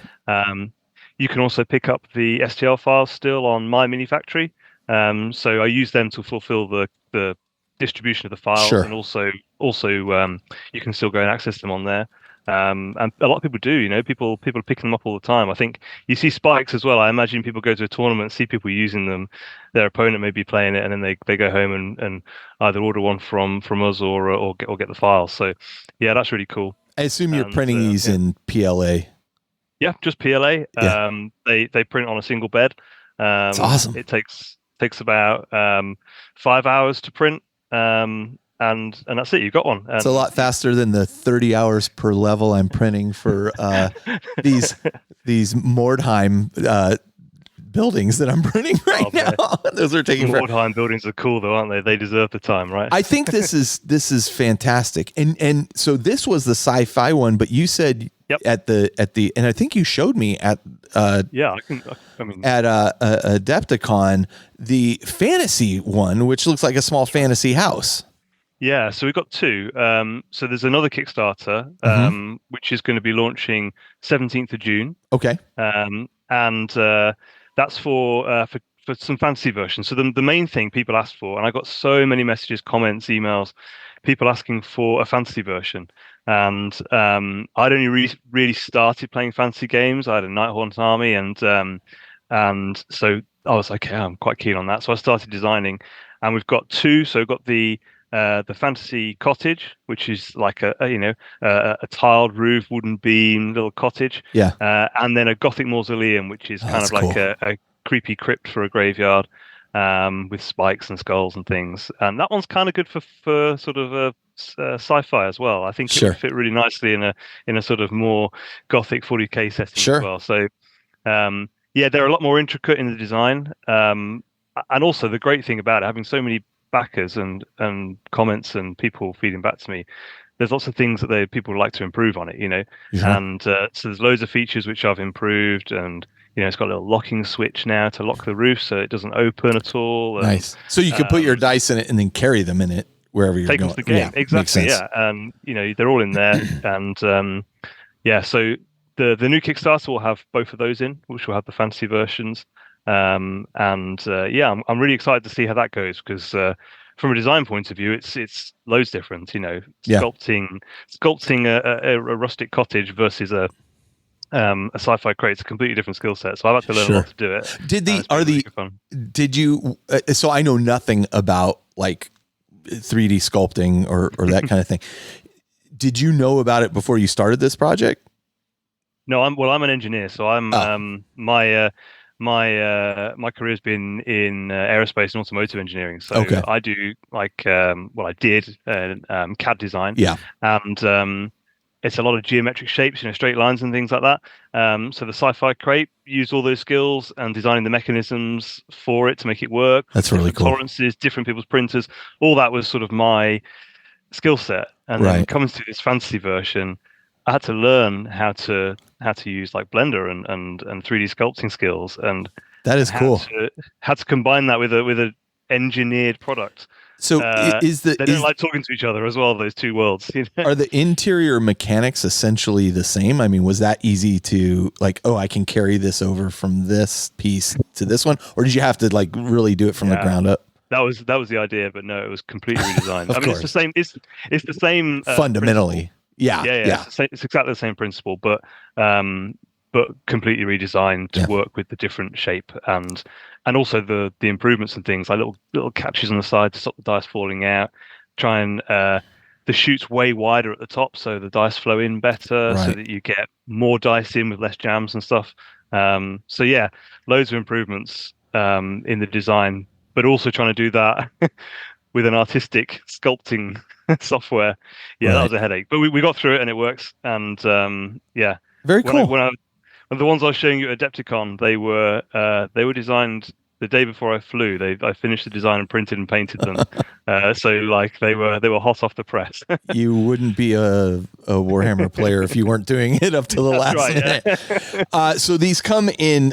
They support different models. Support 16 millimeter dice, and then there's a model for 12 millimeter dice, because obviously they have tracks they have to fall down in order to organize.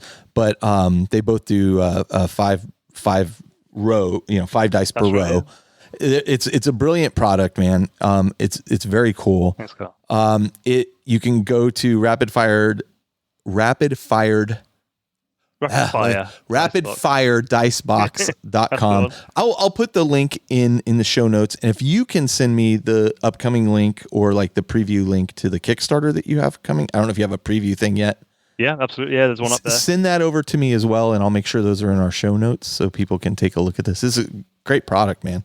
Congratulations. Thanks, cheers. No, thanks so much. And I'm just excited to see how the fantasy one will do. And there's a lot more to come. I know a couple guys here that will already get one, because they're into fantasy old world stuff at the moment. So So good job. Definitely. All right. Thank you so much. Thanks, Carl.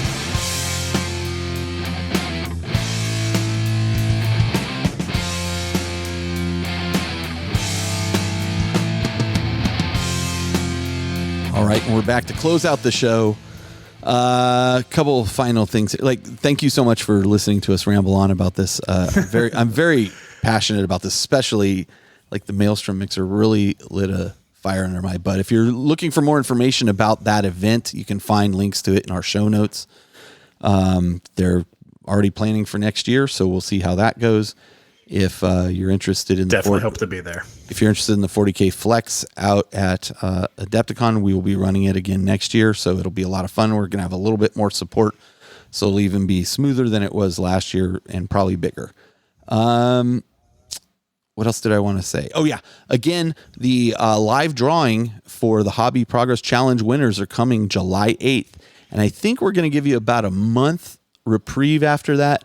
And then we may start a Hobby Progress Challenge for the next year. So Shell said she's willing to do it. She's been enjoying kind of tracking everything. And as long as she's willing to do that, I'm willing to sit here and talk about it. Huge shout out to Shell for doing all the behind the scenes tracking and logistics thing. It is like every day. Every day she sits down at her computer and then she goes, okay, and she looks at who's tagged her and she goes and marks them up, and so great work from her. It honestly, it would not have happened if it weren't for her.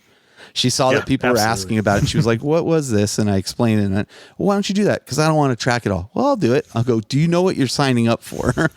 Like Loopy did it for us one year and now Shell's doing it and she's happy to do it. So thank you so much. Absolutely. Speaking of which, next month, June, is the final month of the Hobby Progress Challenge that we mentioned at the top of the show. Yep. So get your one model, one unit, one hero, whatever it is, unit painted, and you are eligible to win any of the fabulous prizes that Carl mentioned earlier. That's right. It is the 28th as we're recording this. So actually, by the time this comes out for the general public, not just the early Patreon subscribers, it'll be the last day of the month. And so you're going into the last month. You have 5 days to put down your the thing you're going to paint and show a picture of it, and then complete it by the end of the month. You get an entry. So there you go. You can leave us reviews on your app of choice that you listen to podcasts through. We really do appreciate it. Either rate us or leave us a review. You can reach either of us at either Carl at theindependentcharacters.com or Josh at theindependentcharacters.com.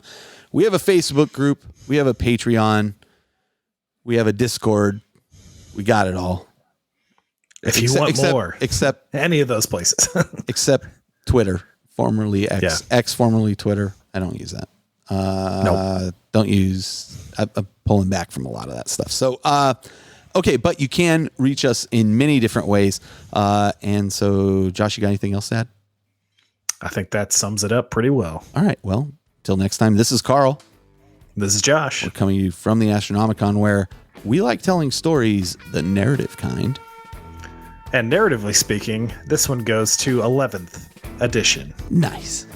Little Spinal Tap reference. Yeah. All right. We will see you next time.